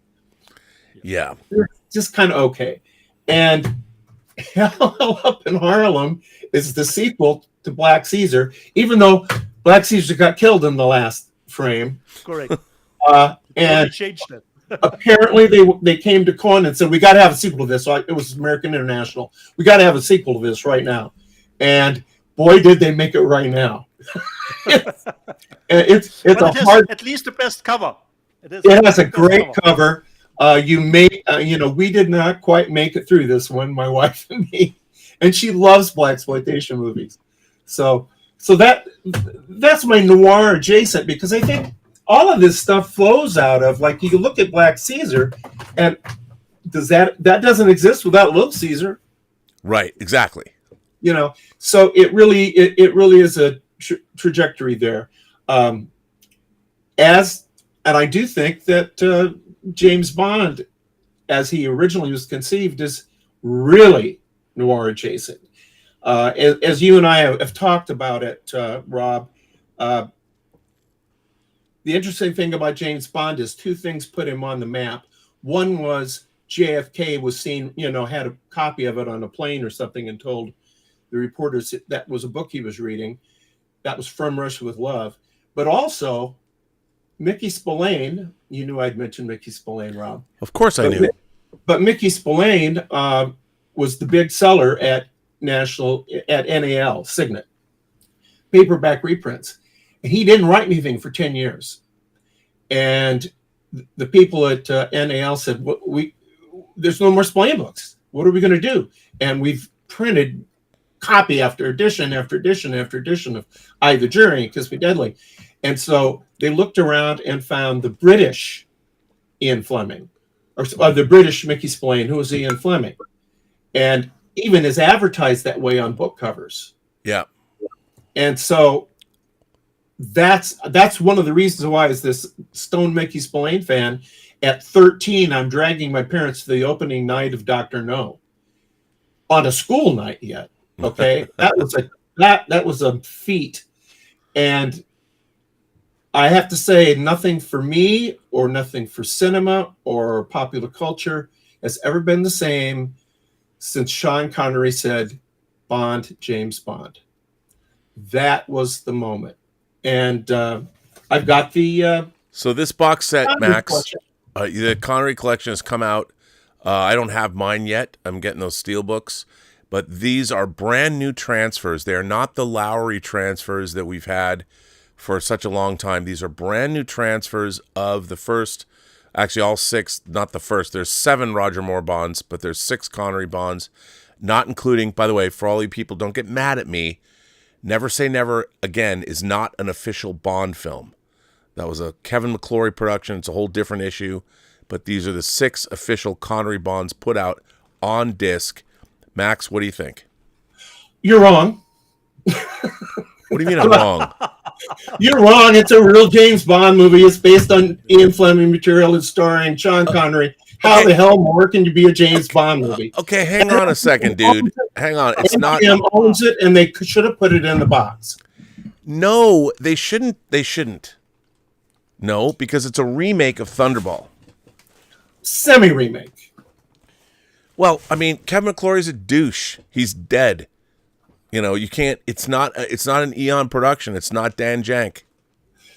Well, you can put that Kevin McClory was a douche on the cover of my 4K, but I still want a 4K of Never Say Never, and I can put it right next to the box. Well, but you can't stop me. I have to tell you, there's one thing that's really bad about that. I can't movie. believe I've been insulted on my own show. Well, you know, I have an ego. I can take it. I can take it. You know, you told me, but it should not have been in this box set. Okay, all right, but could I have a 4K of it? I'd like a 4K of it too. You mean you would own an unofficial James Bond movie? Look, man, I have a Blu-ray. I have a Blu-ray of Casino Royale with Jimmy Bond. So do I. I know you do. Don't go ahead and hit on Max, James Bond. Actually, why don't you tell the folks at home, when was the first time we saw James Bond on film? Or when? Well, it was Climax is the name of the show. It was our show, and Fleming had sold the book very cheap because he was a big deal in Great Britain, but not in America. In fact, if you go back and look at old collectible paperbacks, he was at 2 or 3 other companies before NAL decided to pick him up and put covers on him that were like the Mickey Spillane covers by the Mickey Spillane cover artist. So Mickey really helped the competition, and he never and really Fleming came in and just that whole era, that whole decade belonged to Fleming, no question about it. But I am very much a Sean Connery purist, which puts Connery on a level where he can have his movie made by anybody. For me, there are Sean Connery James Bond movies, and then there are other James Bond movies. Oh, okay. And I'm not saying I don't like them. There are 2 or 3. There are 2 or 3 I like with Roger Moore. I liked him better as Bo Maverick in The Saint, but there's 2 or 3 really good ones. And then I think the Daltons are great. I like a couple of the Brosnans. I think he did a really, really good job. Yeah. And you know, I met Daniel Craig. Daniel Craig was in my movie before he was in the James Bond series. So. The Road to Perdition. Yes, a little thing we like to call Road to Perdition. Where's that 4K? Fuck if I know. I do have a steelbook, and I'm not a steelbook collector, but you know, I will collect my own stuff. But you know, I would say this. I mean, I'm a huge, you and I are huge Bond fans. Yeah. The James Bond films coming out of I call it the Playboy era, because Playboy was a huge proponent of Fleming's work. Yeah. And Robert McGuinness, who painted a lot of the movie posters, who also did so many paperback covers. I mean, the whole look and style. Including 6 of mine. Yeah, well, I mean, and you've got original art, don't you? Don't tell anybody. Oh, okay, I won't. I won't tell anybody that Max Allen Collins has original Robert McGuinness art in his house. I might have been to your house, and I didn't even go into the basement, and you have one of the most impressive collections of actual comic art I've ever seen. Collected in one place. That means a lot. And I've seen a pinup of your wife, which I feel guilty about even now. But the thing is, I think to me, Connery. The James Bond films of the 60s set a tone. They were trailblazers. All the Bond films, beginning with, I'm sorry to say, Roger Moore, were chasing trends. Even Daniel Craig's Bond movies were chasing The Dark Knight. Were chasing a lot of other things. Casino Royale was a great effort. I thought Martin Campbell reviving James Bond a second time, as he had done with Pierce Brosnan with GoldenEye, was terrific. But after that, Bond was again was behind the times. The only time James Bond has been a tastemaker in terms of cinema was in the 60s with Connery. Well, the bigger the stories got in terms of their mandates, the world domination stuff, which I think happened because of choosing Dr. No as the first book to put on film. You know, Bond has ceased to be a detective. He's ceased to be a secret agent really early in that. I mean, he's the most famous secret agent of all time. So that's kind of a problem. But I would say with Connery, looking back at that era where James Bond and the Beatles were concurrent and were part of this whole British invasion into our culture. Even though Bond didn't like the Beatles. Yeah, that was a real tone-deaf mistake in that movie. Terrible. Which actually reflects how the culture probably changed during the time from when they shot it and when it got to the theaters. And I would have cut that. And I don't think that was something out of the books. Nope. Because the Beatles didn't exist then. Right. But if you look at Dr. No, and I no. There we go. Sorry, there we go. We're back.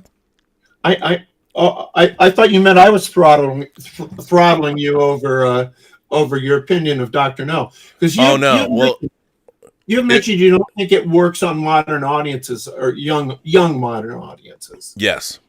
That's probably could be fair. But that's the only one of these I've watched yet so far. We watched this last night. It looks great. It really looks great.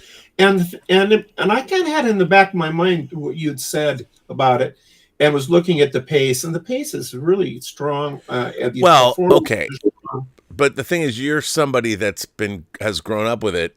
Like, for me, I only say that because I revisited it after I hadn't seen it in a long time. I mean, look, I love James Bond. I love the whole franchise. I love even Diamonds Are Forever, which is not aged well. Even the unofficial one?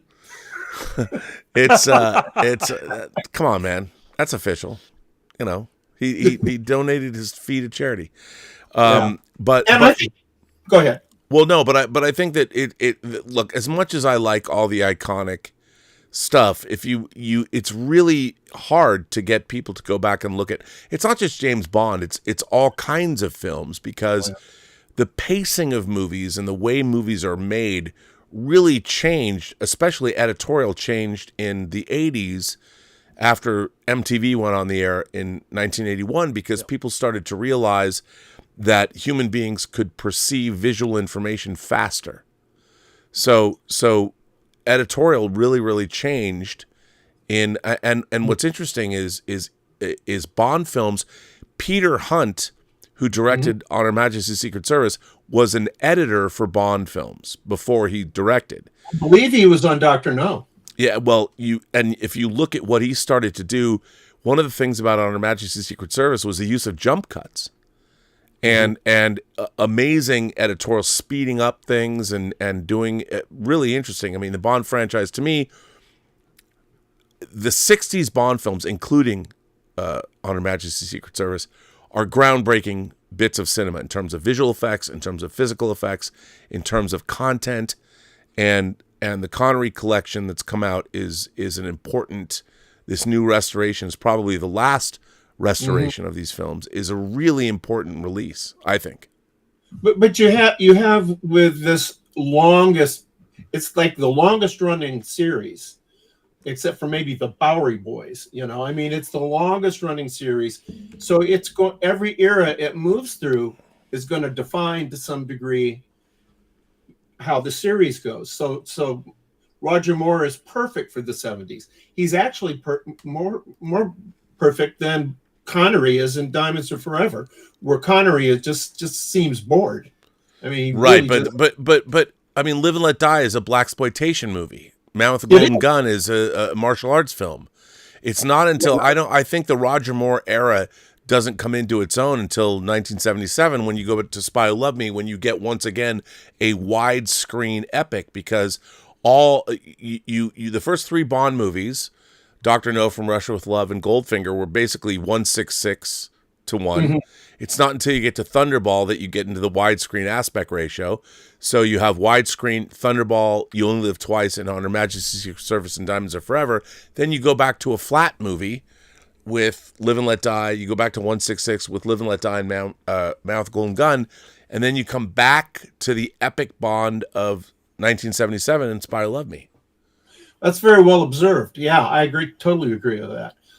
And I mean, don't you think that's the best Bond movie from the Moore era? Yes. Yeah. 100%. Like, there's good. Look, I'm a Moonraker apologist. Who isn't? Because Who isn't? Because Moonraker is just Christopher Wood wrote the script. He wrote the script for Spy Who Loved Me, which is Spy Who Loved Me is a riff on You Only Live Twice, and Moonraker is just a riff on Spy Who Loved Me, but and a response to Star Wars. But Michael Lonsdale, who's great by the way in Ronin, but Michael Lonsdale, he was hilarious as this droll villain, and Moonraker is tonally all over the place. But it's got some great Derek Medding effects. The opening scene, because I had built the Revell model kit of the 747 that carried the space shuttle, and I'd already done that scene in my mind. Like, what if it blew off? What if it... And the thing, when I saw that in the opening of Moonraker, I'm like, oh my God, this movie's awesome. Now I understand why you like it. You're reviewing the model kit. Well, that was the opening scene. We hadn't even got to the whole... getting kicked out of the plane yet. It's a terrible movie, and I've watched it probably 6 times. What can I say? It's a James Bond movie. How can I not watch it? It's got so much cool stuff. I mean, what's really interesting is you have to ask yourself, how much heavy equipment did Hugo Drax bring into the Amazon to build his secret base to launch space shuttles into orbit? I mean, wouldn't have someone seen that on a satellite? Like, how are they building an entire launch facility in the Amazon? Doesn't matter. Yeah. Don't care. Well, love it. The only other point I'd make about Connery, since we're talking about the Connery box set, is he hit the culture so hard, and as Bond, and his portrayal as Bond turned him into a major movie star for the rest of his life. All of the other Bonds, you can't really say that of. Even Daniel Craig, who's as close as you could come. Roger Moore is a guy who had been on a couple of TV shows, and what had Dalton been before? And he's wonderful. I like him though. Brosnan had been on, what was that?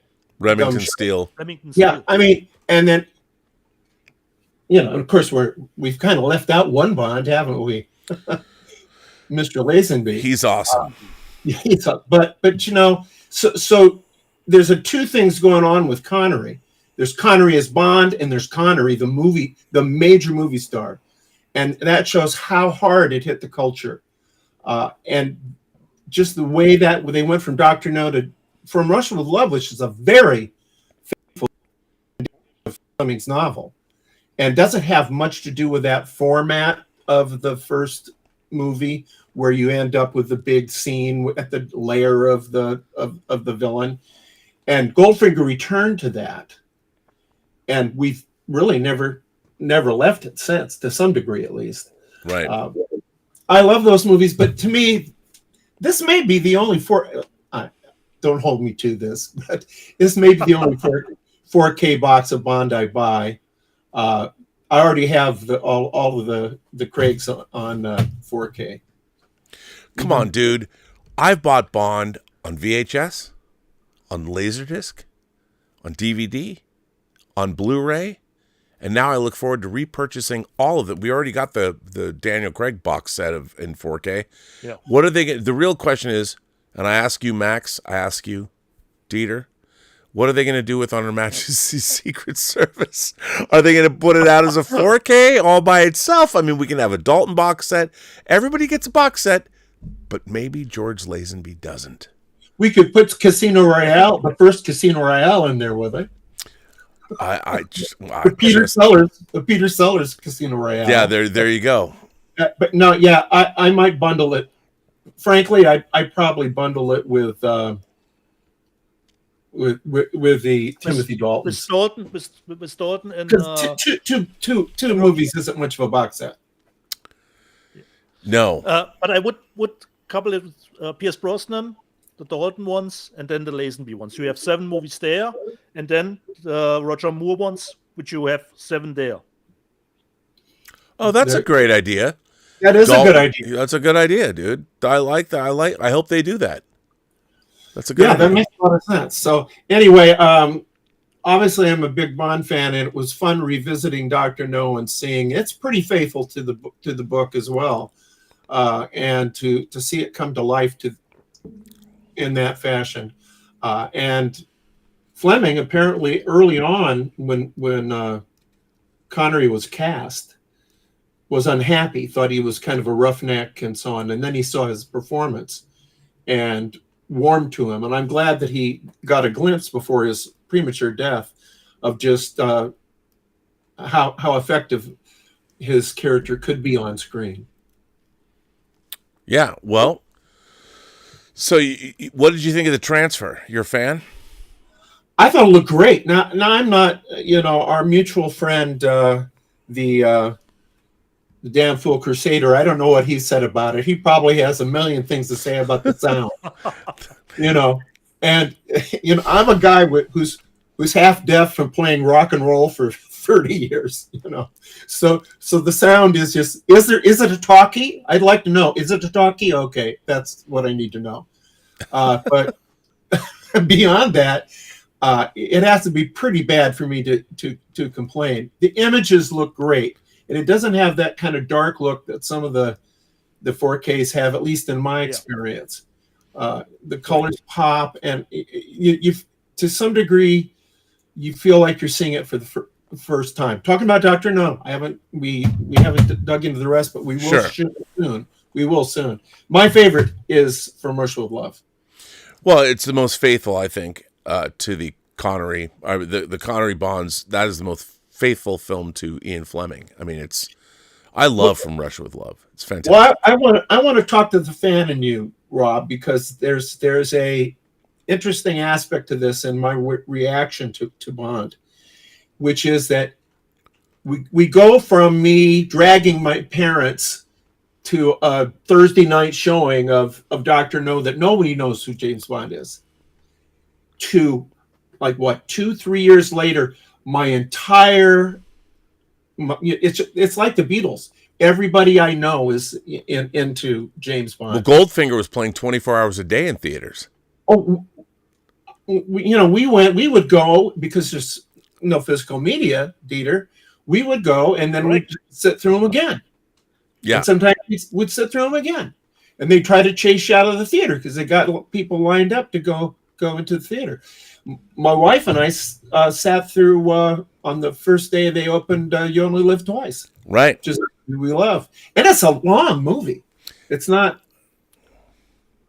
I assume you've done the same thing many times. Oh, well, yeah, because growing up, they would re-release them in two, you'd see those double features, and there were posters, and you'd go see them. But the first Bond film I would see, that I saw in the theater, believe it or not, was Spy Who Loved Me. Which is a great movie. Because, that was 1977. It came out a few months after Star Wars. It came out, I think, in July of 77. And I saw it at the John Dance Theater, where I'd seen Logan's Run and Star Trek: The Motion Picture, and blew my mind. Blew my mind to see. So because you remember often you can remember the theater you saw a movie in. Oh yeah, I remember until I left Seattle. I can remember every single movie theater I saw every single movie in. Yeah, my wife was always doing that to me, where I say, "Yeah, I remember when we saw that, at the RKO or whatever." And she goes, "Yeah, how do you remember this stuff?" And I'm sort of like, "How can you not remember this stuff?" Well, because the theater was also part of the experience. Yeah, and there were big box theaters in Seattle. There was I saw Capricorn 1 at South Center, and they were gigantic big box, just huge theaters that were open, just gigantic 1,500 seats, 2,000 seats. They don't really exist anymore. All of the big box theaters in Seattle were taken over and turned into other things. I mean, the Coliseum that I saw, Roller Coaster in Sensorround. Well, I saw a lot of movies. I saw a lot of movies in the old, because I'm older than you. I had a good 10, 15 years of going to movies in the old-fashioned, very elaborate movie houses that were very large. They weren't big box theaters, but they were as big as a Broadway. Well, that's theater. what I mean. Big box theaters. I say that meaning, but those Broadway where they had venues. They were back into the 20s when they came out of theater. People were doing. Do you remember seeing not just the balcony behind you, but box seat balconies. Yeah. Oh, yeah, for sure. Yeah, I mean those were the days. Those were the days. By the way, I just want to say we have a few super chats that have come in. Black Adder and I said I watched Fred Williamson in I Vigilante for the first time today, also with Robert Forster. Afterwards, I ordered the limited Alligator 2-pack from 101 Films. Should I buy the Species limited edition? Are you asking me? Yeah, I'm yes. Why not? Or all of us? The answer, by the way, the answer on this show is always yes. Always. Yeah, I know it is, but I think that's a maybe. That's a maybe. All right. Well, BCH says, what did Max think of Cinemax's Quarry? I really liked it, and recently tracked it down on disc. I thought it was a lot of fun, and the cast was great. Now, Max, the thing I liked best was the checks. Okay, but hang on a second. You wrote a series of books. Tell us about the Quarry books and the fact that Cinemax adapted them for a one-year series. Well, we should sometime, if you're in the mood, we can really go into Quarry in depth because it has a lot to do with my age and the Vietnam War and friends of mine who went to Vietnam. And why you got to get all heavy on the show today? Why you got to do that? It's and I was in a position. We talked about this with Nathan Heller. I grew up wanting to be a writer of private eye fiction, and then the era kind of grew away from it, where the private eye was something in the past. Now you and I figured out a way to do something about that and do something with that. But I was looking for a way to do that kind of thing, and I came upon what they call cookbooks. Remember the Point Blank, which is based on a Richard Stark, and that he was Donald E. Westlake. And there's a bunch of movies that have been done about that character. They usually change his name because Westlake was very protective about holding on to his IP in a certain way, kind of ahead of the time in that respect. And so I started writing my Nolan novels, where Nolan was a professional thief, and his sidekick kind of was a hippie kind of kid, would-be cartoonist, and they were very much old-fashioned novels, old-fashioned in the sense of 1940s or 50s novels that I was doing in the 60s.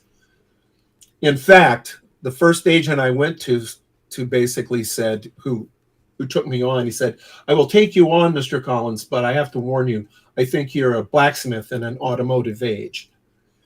and I think I kind of am. And I think I still am. It's an even worse age for somebody like me. But I was seeing all these cookbooks, and I was writing about a bad guy, and I thought, well, the challenge would be to do a first person, because they're all in the third person.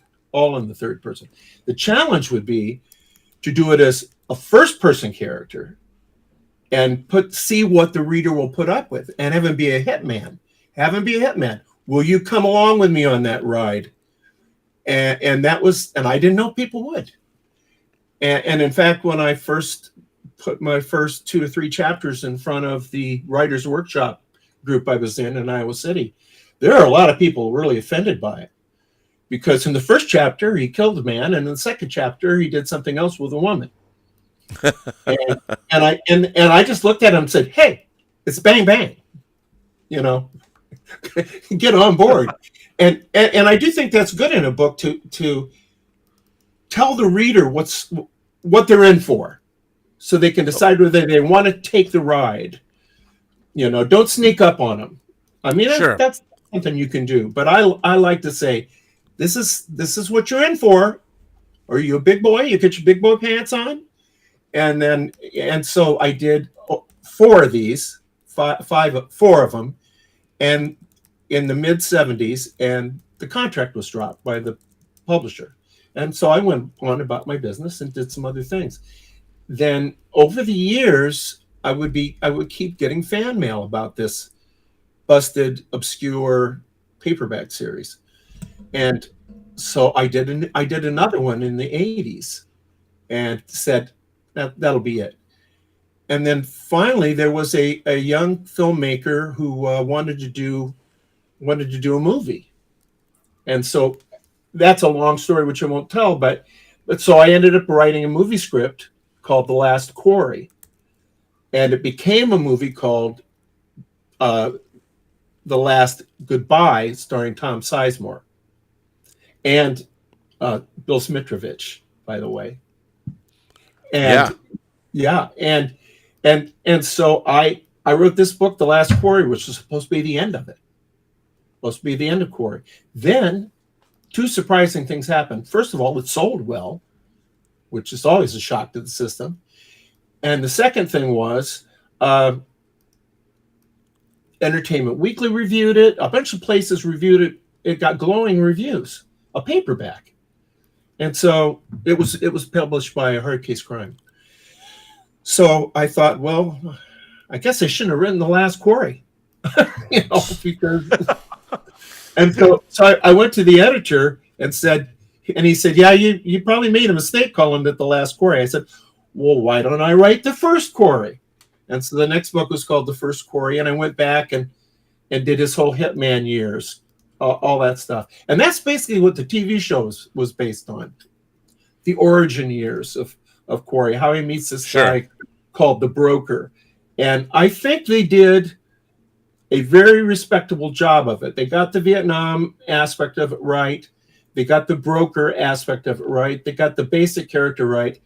What it lacked was the humor. And because those books are primarily dark comedies. Sure. And that element is not there. So I would complain about that. But I think they did a fine job overall. And I did write a script for him, and then I wrote a script for the second season that then didn't happen.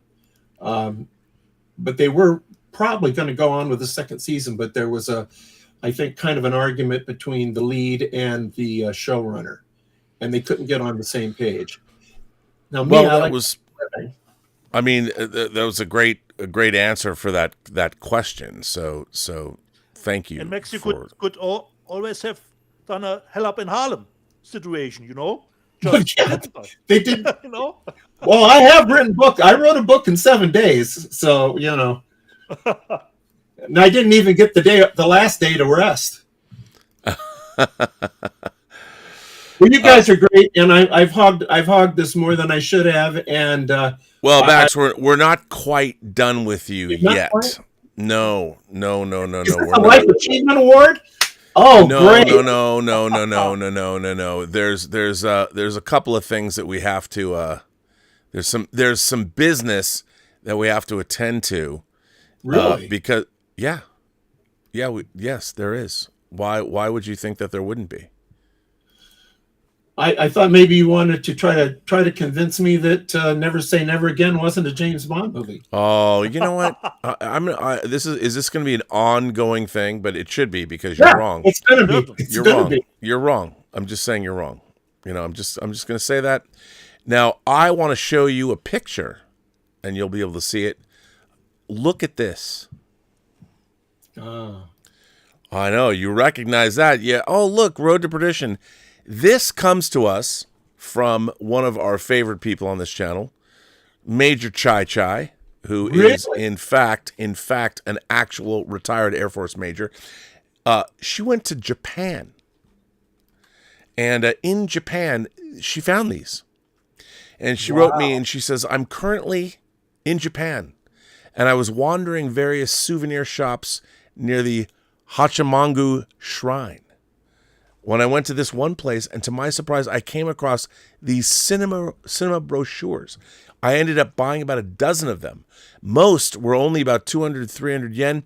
I got a few for you and some cat in the bags for Dieter. Yours truly, Major Chai Chai. I mean, look at that. You got a little Ninth Gate there. You got a little Road to Perdition. You got a little Close Encounters. Not bad company.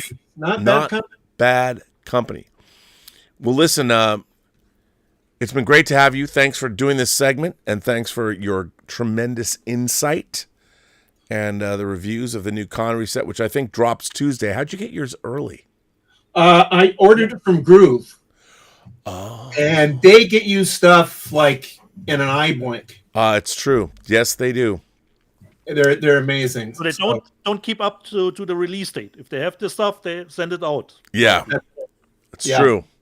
Yeah, I mean, I've had it for a week, I think, and we just got to it last because I had to watch all of this stuff in the blaxploitation box. Mm-hmm. So, I'm just missing the last one. Then I'm through with the box too. So Max will get the second one too. Absolutely, because it's got Foxy Brown in it. It's got the Jim Brown Slaughter movies in it. I love the Slaughter movies. I mean, I think it may be superior to this box, and this box is great. Oh, okay. So, nice. Thank you, gentlemen. I will go back to my lounge chair to watch the rest of your entertaining program.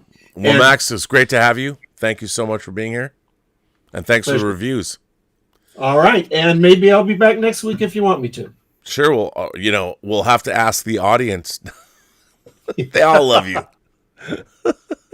Well, I'll have to see if there's anything for me to review, and because there's not a lot of classic noir stuff coming out, really. So but remember, I just want to point out, Law and Order from Kino has your audio commentary. I didn't know this was about Wyatt Earp, so there you go. Yeah. I also did with Heath Rustler's Rhapsody, which was definitely not about Wyatt Earp. I didn't know that. I just got that too. Yeah, I saw you hold it up, but yeah. Wait a minute. You did the audio commentary on Rustler's Rhapsody? Well, yes. I mean, really? My proudest moment. I mean, he says right here, audio commentary by mystery writer and filmmaker Max Allan Collins. There you go. And we're going to historian and host of Serial at Midnight, Heath Holland. Right here, buddy. Yeah, we're going to do. Heath and I are also going to do a couple of French noirs, which I think will be very interesting because we know some of the actors, but we don't necessarily know the filmmakers. I mean, I know Jean-Pierre Merville and as you should, André Clouseau, but then it gets a little sketchy. Wow. Well, audio commentary with Max Allan Collins right here on Rustler's Rhapsody. I didn't know that. That's amazing. We're shilling for you. Well, I'm surprised. Yes, I like doing stuff with Heath. I won't say that it's the best movie in the world, but it's entertaining. And bottom line is, are you entertained? Well, you know what? Maximus asks that a lot. And I'm an acolyte of Maximus Decimus Meridius, father to a murdered son, husband to a murdered wife, and he will have his vengeance in this life. Coincidentally, Max is short for Maximus in my name. So I that's what I'm saying. That's why I'm in. I mean, apparently I'm attracted to men named Max. Oh, Dieter, you're in trouble. Well, there you go. So much for that. Dieter's a switch, Max. Thank you so much. Dieter, thank you for your patience. Always. Max, thank you. Always a pleasure. Thanks. Well, ladies and gentlemen, that was Max Allan Collins, and that's a True Noir segment we like to have on the show. It's a new thing, and it's pretty fun to have Max being here. So, and speaking of audio commentaries, Rob, I totally forgot something to tell you. Since Max and Heath did audio commentaries, it's always nice to get actually audio commentaries from people that are not involved. They were not involved with the production, but just are fans of the movie. And I go back, Rob, to Jason Goes to Hell, because there's an audio commentary from two people, from film historians Michael Felcher and Steve Uncle Creepy Barton. And I started the commentary, Rob, and I listened the whole way through for Jason Goes to Hell, because they were in the same boat as me, didn't love the movie when it came out, but gotten around to it. So it was really nice. Sometimes the audio commentary, you start and then you listen to it. Is it interesting what they are telling, or is it just, and those audio commentaries sometimes can be more entertaining than actually a director's commentary, I agree. I got through the whole audio commentary, Rob. So I watched it actually twice. Well, I've met Steve, and Michael Felcher has been doing special features for a long time through Red Letter. Was it Red Letter Media? No, that's not Red Shirt Pictures. Red Letter Media is obviously Plinkett. It's all a different thing. But didn't know you know him, Rob. How about can we switch off the live chat from last week and news? Can you do the live chat now? No problem, Rob. No problem, Rob. I'm going to turn it over to you. I I can do that, Rob.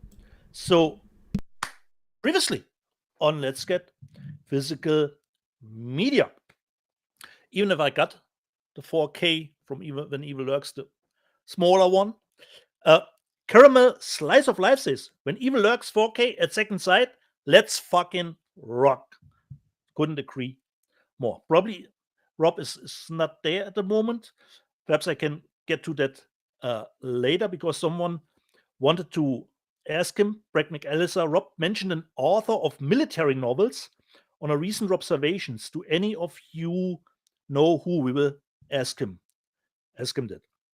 Gordon Vidal, because of Let's Get Physical Media, I need to buy more media cases and redecorate. The discs are multiplying exponentially almost weekly. I know that, Gordon. I know that. Neil L says, Servus aus Bayern, Bayern Munich. Yeah. Servus to you, my friend. Diane Seaborn, Carry On Screaming, the movie that Rob got, or at least one of those series. Diane Seaborn, Carry On Screaming is the best one and an underrated horror film in its own right. Okay. And Diane Seaborn says, Slate in Flame is out from BFI. Strong recommend. Yeah, I heard Mark Kermit doing a review of that movie. Gordon Vidal, we need a Blue Thunder 4K. I already have the German box set of Airwolf on Blu-ray. Yeah, Blue Thunder. We need it. Adam Schofield, my collection isn't organized at all. You and I, sir, park our shuttlecraft in the same shuttle bay. And he goes on to say, I don't like the word collection. We are film appreciators. Okay. And he goes on, collectors sounds too much like hoarders. Yeah, I'm unfortunately that camp too. Uncle Jimmy, I'm seeing MI8 a second time. I enjoyed it. And I go, pardon? But okay. Mastermind, MMA Media, congrats on 200. Rob and Dieter, and we got, of course, a lot of greetings and nice words on our 200 show. Uncle Jimmy, Bring That Back was really good. I liked it. Really looking forward to seeing the second film of the Raka Boys. Unfortunately, it will start here very late. I think we are in this, Germany is in the slate at the bottom, actually, until the movie comes. Also, we will probably get it earlier digitally. Mr. Gonzal 09 says, Sinners was amazing, and Friendship, the movie with Paul Rudd, was good. Okay. Blazing Asian, Karate Kid's Legend was a disappointment. Yeah, I hear a lot of people didn't enjoy it at all. Mastermind, MMA Media, love Jeremy Charge. My favorite collab is the Trivia Showdown with R&B. Yeah, that was some legendary stuff. I think that was the show where Rob didn't know it was the Colosseum in Italy, where they shot the Chuck Norris Bruce Lee fight. Slice Night, Karate Kid Legend was just a remake of all the other first films in that franchise, but as the first in that franchise I'd ever seen, I liked it. Okay, then go back to the original ones. Slice Night, I've seen Mission Impossible, The Final Reckoning 3 times already. Once in IMAX, excessive, redundant expository dialogue throughout, but fun and felt shorter than Dead Reckoning. And I go, pardon? But okay. Gordon Vidal, how come only Dieter dresses up for the 200 episode? R&B should be wearing a tux. Well, that's how I value the show. No? But Rob, well, let's wing that shit. Captain Finity, I'm one of the people. I'm not an elitist snob. Captain Rob told us about the movie Mountainhead on Max. And Captain Finity, Timey-Wimey-Limey says, monumentally depressing. I mean, yes, it was. That movie. Secular Monk, where do I have it? I showed the Mickey 17 Steelbook. Secular Monk 6. Mickey 17 was all right. It was a one-time watch for me, though. I can see that because I watched it this week. And it's only a little bit of an odd. I think what is strange with the movie, none of the characters have some reality feeling to it, especially how they talk, how they behave. If we would have, if Bong Joon-ho would have done the people more in a sort of normal way, but I still love the concept of the movie in general. Thomas Logan, Mikey 17 was mid. Marvel Star Wars Fanatic 6, for me, Mickey 17 was so horrible, I walked halfway through. He walked out. Castle Grayskull. Do you have DVDs or VHS to give away, Dieter? No VHS, but you can have all my DVDs if you want to. Adventure Square. I liked where it is. Where do I have it?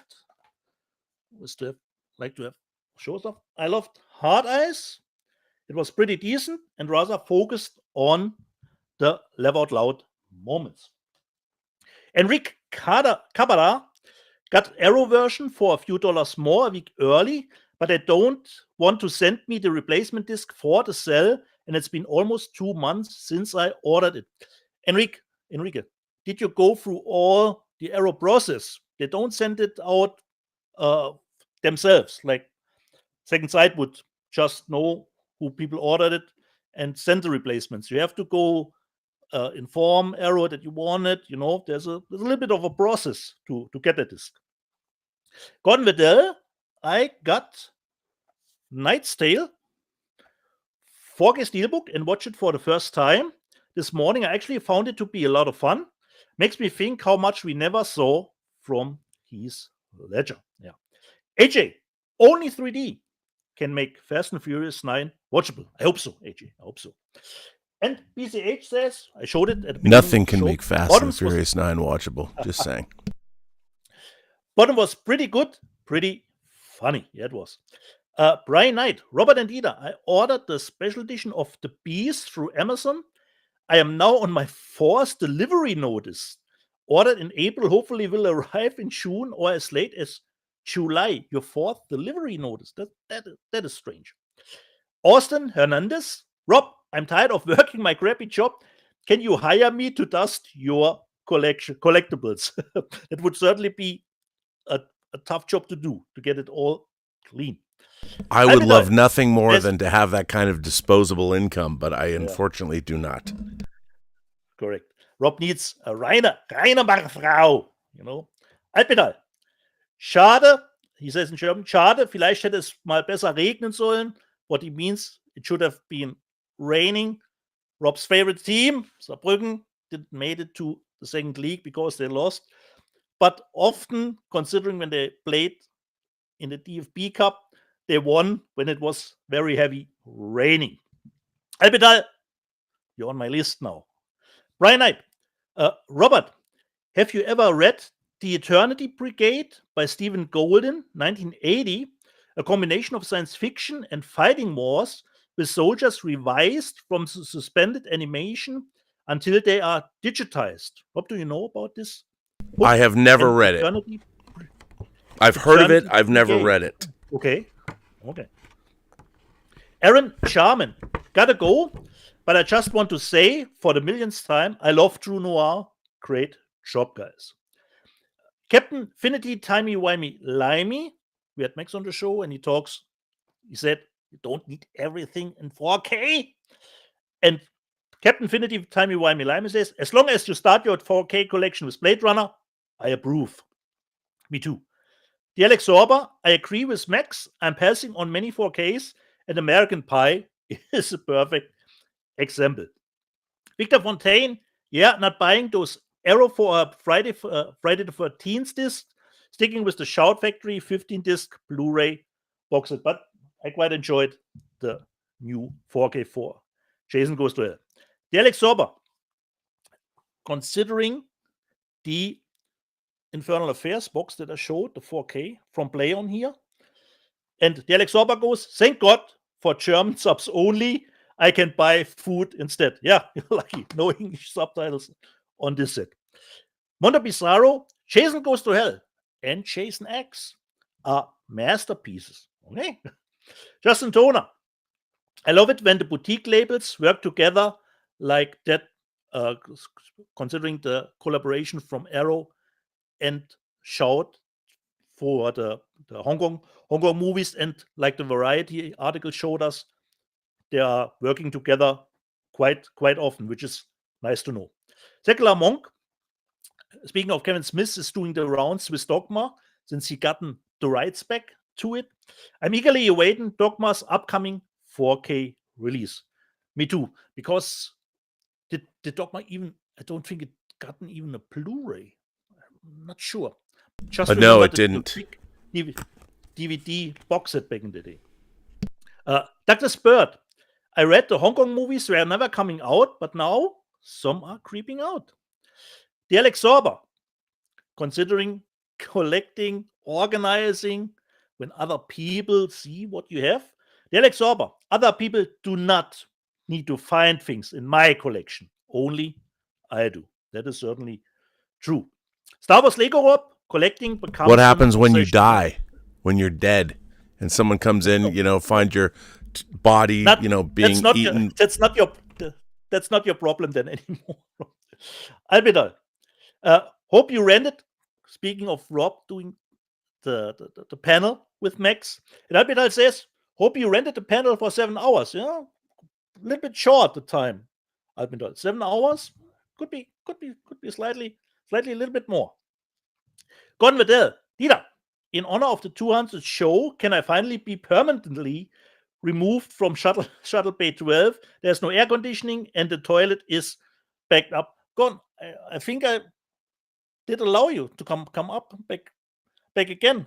I think at the beginning of the year something, because you said something good in the live chat. Adventure Square. Let's Get Physical Media is the Hotel California of web shows. Chucky T, congrats. Yeah, because you can never leave. Yeah. Chucky T, congrats, boys. Keep it up. We love you guys.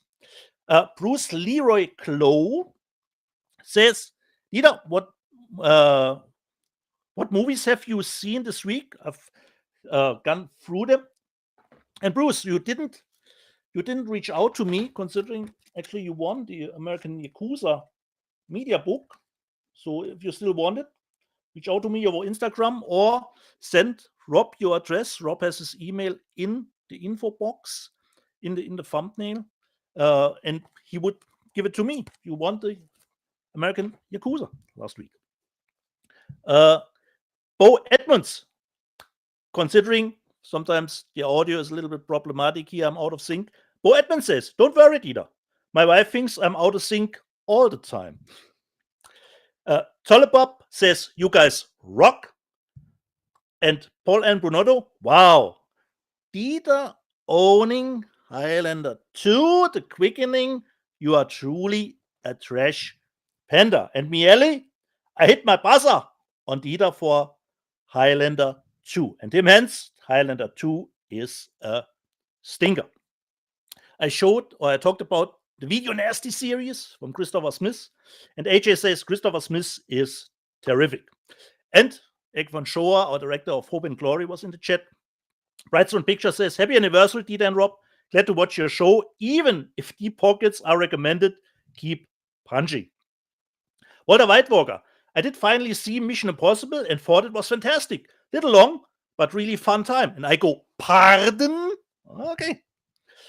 Miele, Final Reckoning was a thrilling ride. Yeah, for me too, Miele. My drive home after seeing Final Reckoning. That was a thrill ride. Bad Weather.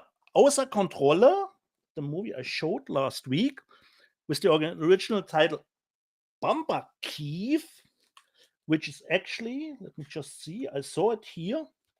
Bumper Keef. Is great. Saw it in the theater back in 2019. Oh, good to know. Haven't watched it yet. Bo Edmonds, I'm waiting till Lilo and Stitch comes on Disney Plus, and I wait to never watch Lilo and Stitch, the live animated stuff. And Uncle Jimmy, thank you, Rob and Dieter, for all the great shows, number 200. And I will go back just to the one that wanted to know. Brent McAllister, Rob mentioned an author of military novels on a recent observations. Do any of you know who? Do you know what he wants to know, Rob? You mentioned I was talking about the horror military series written by Jonathan Mayberry, the Joe Ledger novels. Beginning one of my favorite series of books, beginning with Patient Zero. Fantastic. So, Brent McAllister, I hope you're watching. You know it now. Rob, this was the live chat from last week. Well, as I was sitting here, as you were doing the live chat, I discovered something that was pretty nifty. But I give me a minute, and I will put this the way it's supposed to be. But the the VHS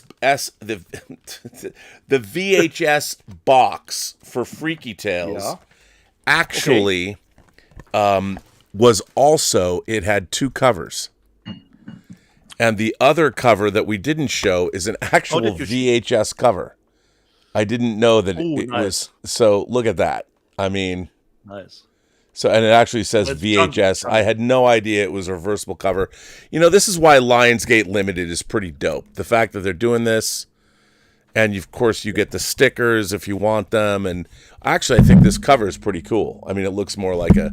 Yeah. This is, and it says, you know, it's got the old LGF Lionsgate Films home video, like at the top there. This is dope. Lisa and the folks at Lionsgate Limited, you guys do a very, very good job. So well done. I think it's limited to their website, unfortunately.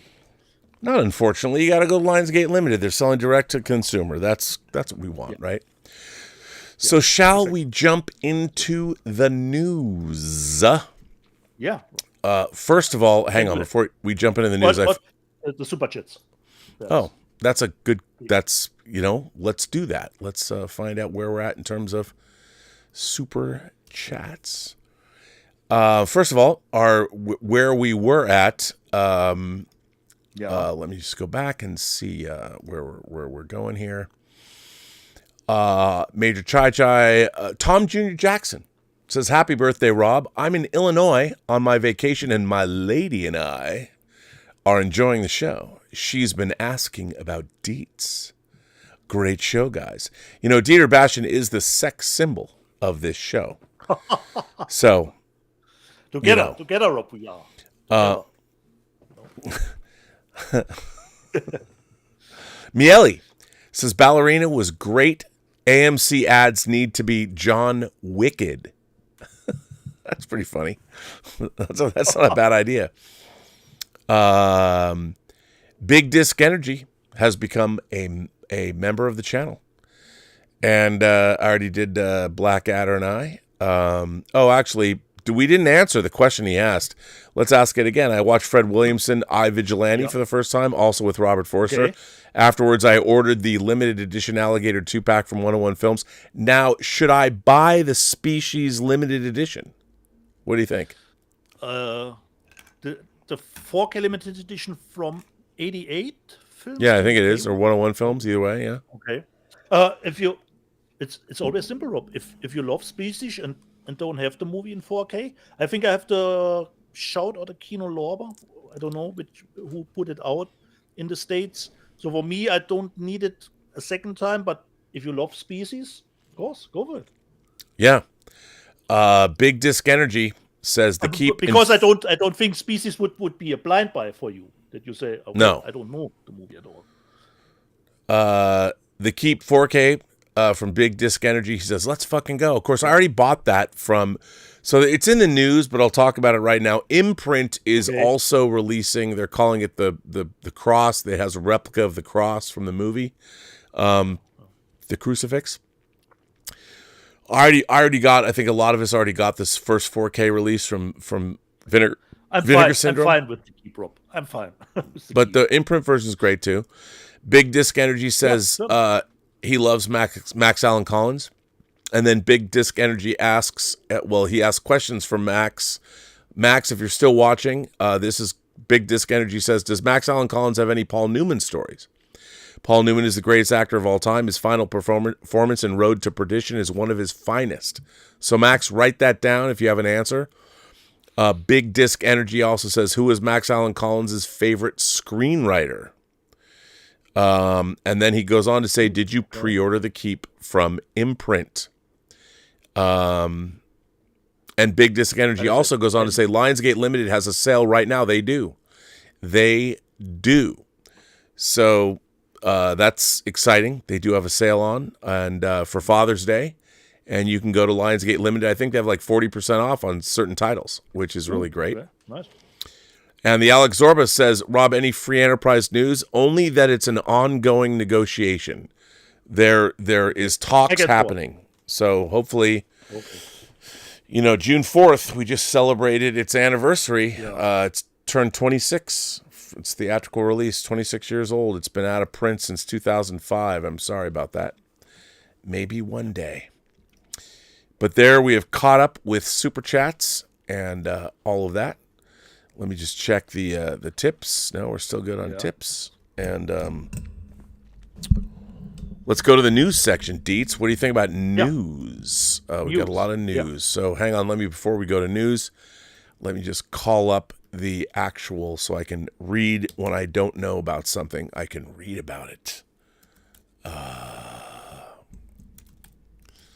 Okay. LFG. So here we go. Here come the news. The first thing in the news, we have Warner Archive releases. Yes. And the first thing we've got cooking is Brainstorm. No, not the one with Christopher Walken and Natalie Wood. Brainstorm. This actually sounds pretty good. I want to see this movie. Yeah. A railroad crossing a stranded car, a beautiful blonde, unconscious. Moody scientist Jim Grayson, played by Jeffrey Hunter, captain of the Enterprise, rescues the lovely Lori, Anne Francis, only to learn that she's his boss's wife. She wants out of a marriage, but her cruel, controlling husband, Kurt, played by Dana Andrews, won't let her go. And after Grayson and Lori embark on a torrid love affair, Grayson hatches the perfect plan: kill Kurt while faking insanity to avoid a murder rap. Yeah, I don't know. That plan doesn't sound good to me, but it makes me want to see the movie. So there you go. They've also got The Cobweb coming out. I gotta hand it to George Feltenstein with these picks. Step inside the castle, a large private psychiatric facility. Here, Dr. Stuart McIver, played by Richard Widmark, devotes night and day to his profession while neglecting his pining, voluptuous wife, played by Gloria Graham. A colleague with a fondness for booze and pretty faces seeks to comfort his wife. Now add Lauren Bacall, Lillian Gish, John Kerr, Susan Strasberg from the Manitou, Oscar Levant, and subplots of love, life, and derangement, and you have the entanglements of The Cobweb. Do you see this? This is why Warner Archive is so great, because they always have a common theme with their monthly releases. I don't think it's appreciated. Now we go to Bright Leaf. And Bright Leaf is Forget Cotton, Tobacco is King in this American South of the 1890s. Well, there you go. Wealth and power fueled by a desire for revenge. I'm telling you. Then we get this. Talk about blaxploitation. Yeah. Melinda. Ooh. Melinda, which I've never heard of. Blaxploitation superstars Calvin Lockhart, Rosalind Cash. Oh, yes. Vanetta McGee and Jim Kelly, amen, take on the mob in this supercharged, action-packed thriller. When Melinda is found brutally murdered in his L.A. apartment, smooth-talking disc jockey Frankie J. Parker, played by Lockhart, turns sleuth to clear his name. Chased and attacked by junkies, dealers, and thugs, Frankie soon learns Melinda is the ex-mistress of a Chicago mobster, and has evidence the gangster wants back. Well, there you go, and it's a 4K restoration. Sounds good to me. Melinda. And then we've got in CinemaScope, Knights of the Round Table with Robert Taylor and Ava Gardner. I mean, their CinemaScope transfers look amazing. And Long Live King Arthur and Camelot. Yet in all of ancient England, newfound peace, there is a fraying link in Arthur's chain. And this is Mel Ferrer is in this movie. He does an intro. There's newsreel footage. And this is pretty exciting. So there you go. And it's in CinemaScope. So why not buy it? Then we have coming out 2 Weeks with Love with Ricardo Montalban, a second film that we get with him. I mean, this is, again, Ricardo is all over the place. Yeah. Kittenish teens, played by Jane Powell and Debbie Reynolds, turn a 1900s family vacation in the Catskills into 2 weeks with love, a bright entertainment that may come as a surprise to those who think there is nothing new under the musical sun. So there you go. I mean, come on, Ricardo Montalban. There you go. What's not to love? I mean, bring it on. And then we've got The Prisoner, the classic The Prisoner of Zenda, which is great to see. That's coming out too. Oh wait, I forgot to click the tab. There it is, The Prisoner of Zenda. For those of you classic film fans, this is, of course, a huge classic. And why not delve into it? Spectacular Technicolor photography, this sumptuous production value. Stuart Granger stars in this 1952 second remake of the famous Anthony Hope novel as Rudolph, the would-be king of Ruritania, who on the eve of his coronation is kidnapped by the henchmen of his wicked half-brother as part of a conspiracy to usurp the throne. Well, what's not to love about that? I don't know.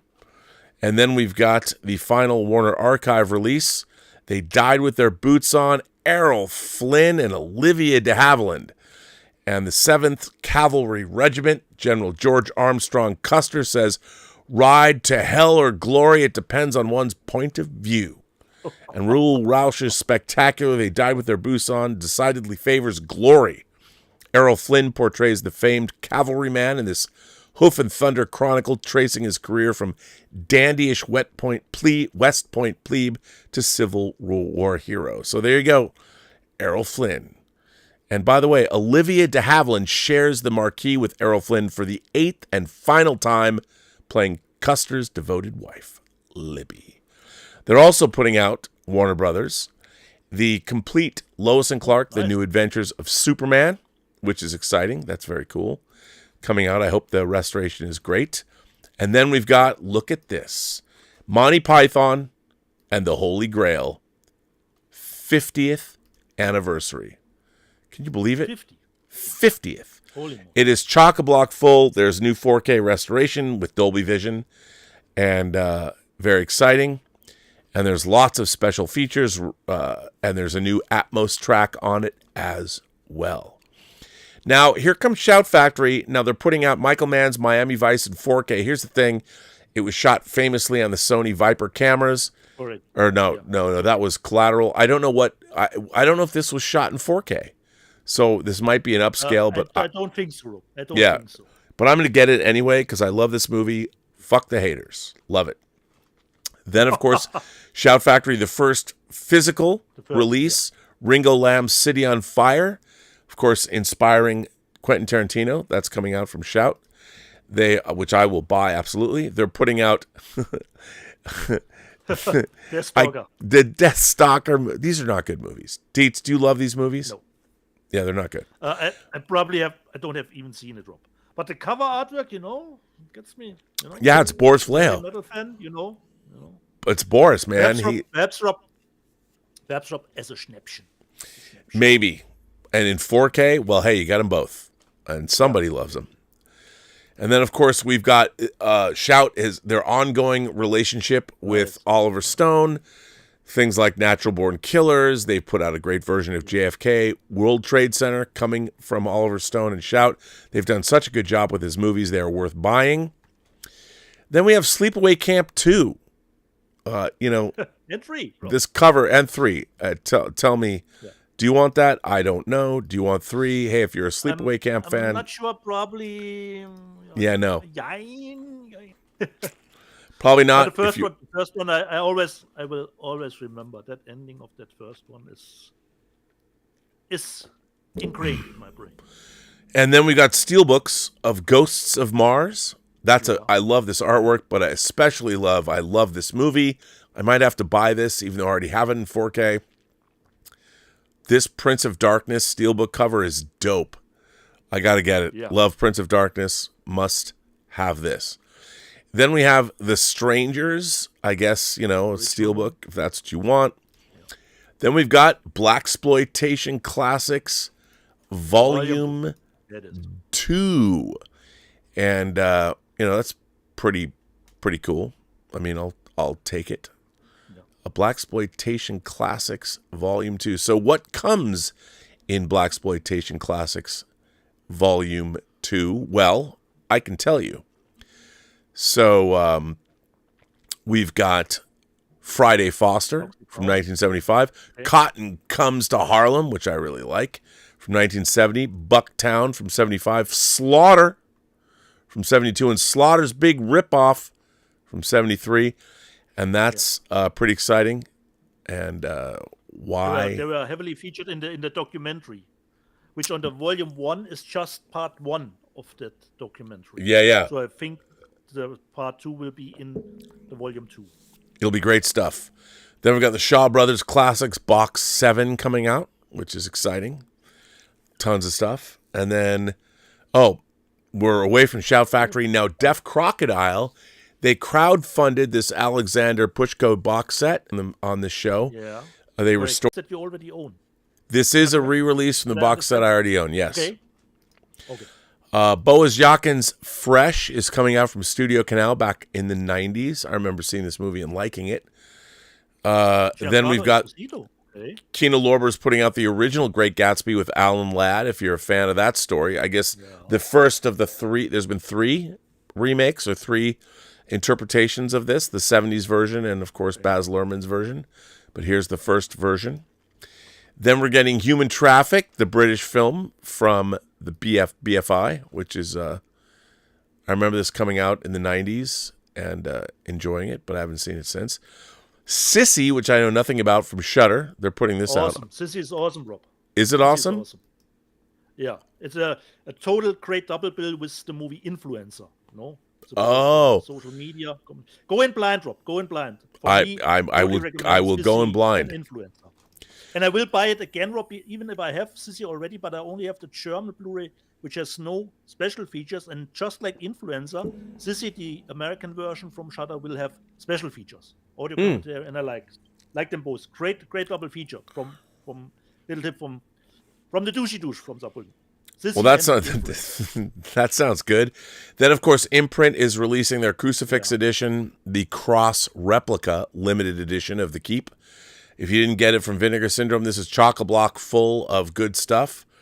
Unfortunately, then you have to accept the import fees or the postage from Australia. But this looks to be a great edition of The Keep. It's so funny. We went from, I had a Laserdisc, a letterbox Laserdisc, and now I have multiple choices on how to buy it in 4K. From no release at all, Rob, to multiple releases. Unbelievable. Then we are on to a Nobody Steelbook. The Steelbook looks great. If you love Nobody, there's the Steelbook. It's coming if you want it. Probably will get released because the second one is around the corner. Yeah. Totally. Then we have Aguirre, The Wrath of God. Aguirre, The Wrath of God. I mean, 2 Werner Herzog films. I mean, his Klaus Kinski team-ups. My Best Fiend, if you've seen that documentary. We've got this in 4K, and we've got Nosferatu in 4K. Both of these are worth getting. Crazy Klaus, absolutely. But both of these I think are great movies, so worth buying. Yeah. And then we've got the best Christmas movies ever, a documentary from MVD following up their the best geek year ever, 1982. I am in this documentary. So you in that too, Rob? Okay. Yeah, I was in that too. Yep. Okay. Yes. Who did this one, Rob? Do you know that? Same people. The same Roger and Mark Altman and same team. So that's coming out, which is cool. Then we've got The Maiden, which I don't know much about, but it's a weird coming-of-age film. That's coming too. Okay. And then Michael, how do you pronounce it? Haneke? Michael Haneke. Hanukkah, the box set. Now, they're releasing one in Australia, but this is the Curzon version. Yeah. They released they've released a few. They did the Wim Wenders version box set in England, but Curzon's putting this out in the UK. So that's exciting. And then the charts are here if you haven't seen the charts yet. Now, this is the overall sales figures. Okay. You've got Yellowstone Season 5, Part 2, jumping to the top of the line. Captain America, Brave New World. The Day the Earth Blew Up, a Looney Tunes movie. Kingdom of Heaven at number 4. Nice. Sonic the Hedgehog at number 5. Outlander, the complete 7th season. Landman, Season 1. The Colors Within from Shout Studios. That's an anime. And Wicked. So that's overall. Now we jump to 4K. And 4K, as we have here, you can see it's not too different, but still an interesting list. So you've got Captain America: Brave New World at number 1, Kingdom of Heaven at number 2, Sonic the Hedgehog at number 3, Starman number 4, the Steelbook that you showed, Kingpin number 5, The Lord of the Rings: Two Towers 6, Wayne's World 7, Captain America and the World of Tomorrow 8, Gladiator 2 9, and I guess I cut off number 10. Oh well. Number 10 is the Three Musketeers, Rob. It's shown here, Rob. Well, it is. I don't know I just can't see it. I see it, Rob. Oh, there we go. The Three Musketeers. Okay, there we go. So that's nice, good Rob, from see, Criterion. So very, Criterion very hits the different. top 10. Yeah. Nice. It's very nice to see, Rob, very different studios here across the board, considering the top 10. Disney, 20th Century, Paramount, Sony, Kino Lorber 2 times, Warner, Shout, Paramount 2 times, Criterion. Yeah, it's great. I mean, the boutique labels and mainstream stuff, it's terrific that we're getting some great stuff. This is a good time. We're eating well, as they say. Correct. But there we go, man. Yeah.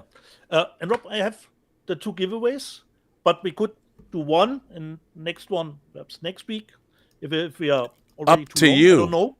I give you the chair, sir. Okay. Hopefully this will be a little more prolific than the other 2 from last week. One of the movies that Rob and I myself loved this year, I give away the companion steelbook, the 4K. Wow. And That's a choice. That's pretty cool. Blu-ray. But it is double question. The question is, who played the older counterpart of Sophie Thatcher in which series? Who played the older counterpart of Sophie Thatcher? Wait, what do you mean by that? In which Older series? counterpart. What do you mean? I don't understand. Older counterpart. Her character as an older character in which series? Oh, okay.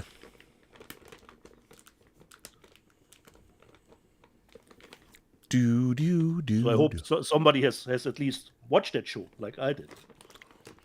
I don't know, man. Are they really that tough? Those questions? I can't believe it, Rob. I think the older people are thinking, is there an older counterpart of her character in that movie? In the series, Rob, you have flashbacks to the present day and when she was younger. And the younger part plays Sophie Thatcher, and the older part in the here and now is played from somebody else. In Companion?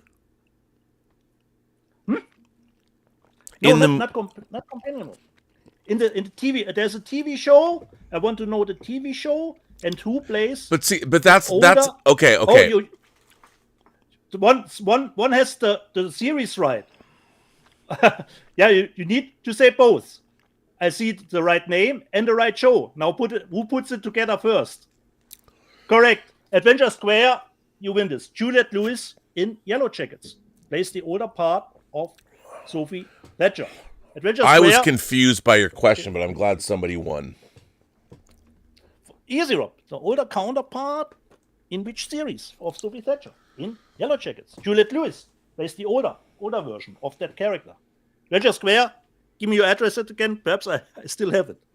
The next one, if you don't want to answer, that's totally fine by me. Then I will keep that media book for myself because I love the cover artwork. Just saying. I will give away a Terrifier 3 media book with the 4K, the Blu-ray, and of course you get the bath bag too, and the poster that came with it. And the question, name the first feature movie where Art the Clown appears, actually. which was not Terrifier.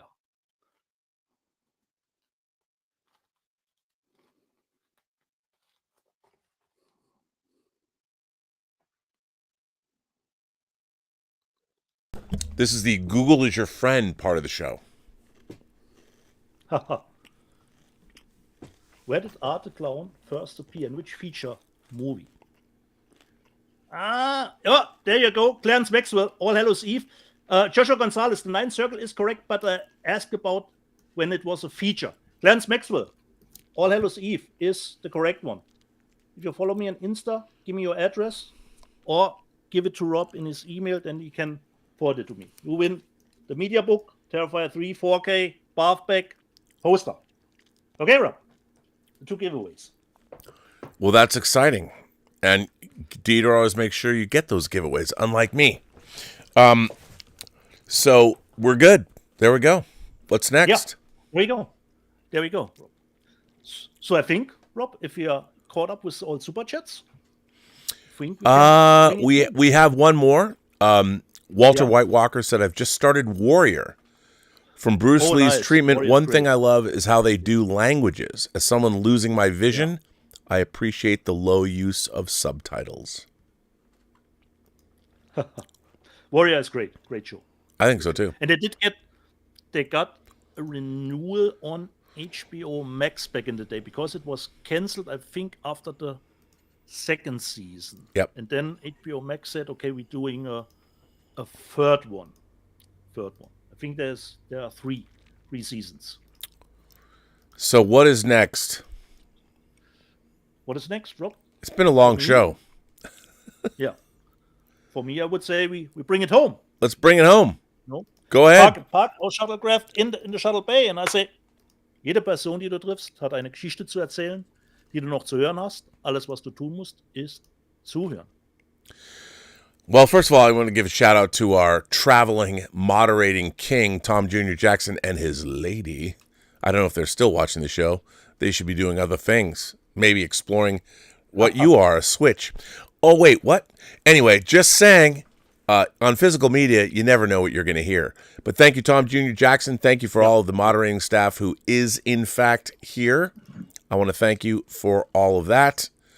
Of course, I don't even know if Lord Toth is here. I don't know if he is. Lord Toth is here. I think he was, or at least at the beginning. No, he's here. I want to thank Lord Toth for being here. And I say Toth, not Thoth. TH is okay. Toth. Lord Toth. And I want to thank you all for being here. I want to thank everybody for generously supporting this channel via Super Chats and tips. I want to thank the great Max Allen Collins for coming in and spending his Sunday being on this show. It's great to hear his commentary and insight. That's fantastic. And, of course, I want to thank my co-host, Dieter Bastian, a man I've grown to love, even though we've never even been in the same room together. At least not. I have no idea even how tall you are. Like, are you short? Are you tall? I have no idea. I think we are around the same, Rob. Our birthday is around the same, and I think heightmäßig. I don't want to know until I get to see you. It's always fun meeting people. Yeah. That you've only seen because you can, on. as you said, Rob, you're right, Rob. You can never tell from just a picture. That's great. No, you can't. And by the way, there's a lot of other things going on here that I have to say. There's a lot of other super chats that apparently I've missed. It came in last minute here. Thomas Logan says, Bobby, describe your first time watching Carpenter's Prince of Darkness. Where were you on October 22nd, 1987? Who did you see it with? Thoughts on the plot and the mythology. You know what? That's a good question. I think back to when I saw Prince of Darkness for the first time. I came in from, I was going to school at the Evergreen State College. I think I saw it at the Overlake Cinemas, which was in the same parking lot as the place that I worked, Silver Platters, which was the largest optical disc retailer in the world at that time. I enjoyed it. I saw it after, because I know the date. I saw it after work. I saw it by myself. I loved Prince of Darkness. I loved everything about Prince of Darkness. I cheered when Martin Quatermass, the screenwriter's name, came up. I knew it was John Carpenter writing under the nom de plume. Martin Quatermass, a salute to the Quatermass films. I saw, like I said, by myself. I loved Prince of Darkness. You know, it was part of John Carpenter had to deal with Alive Films to make 3 movies. He only made 2. Prince of Darkness was the first.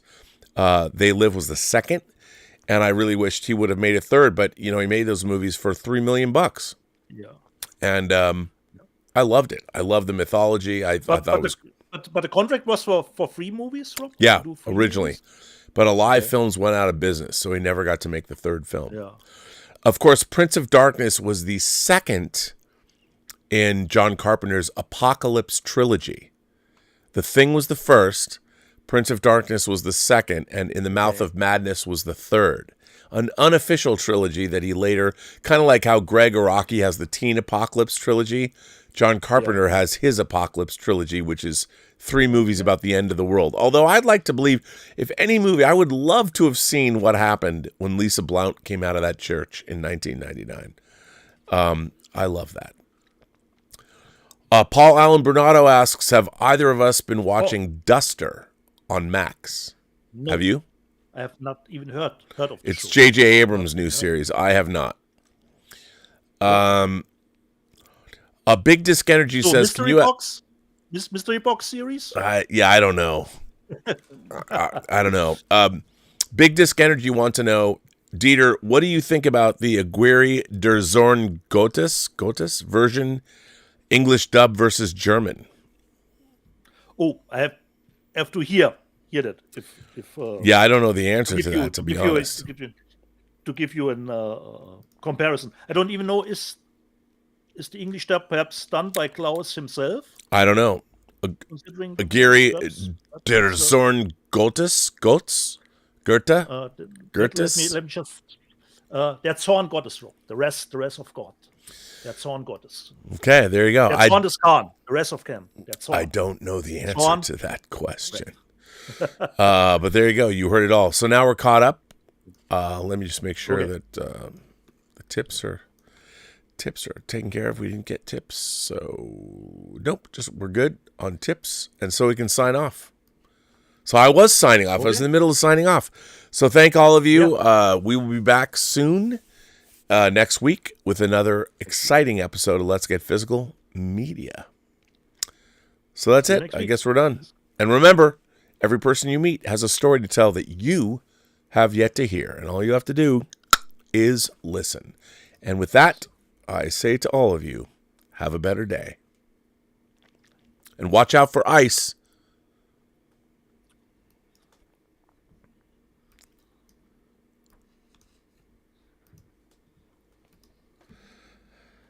And we are out. That was fun. Okay.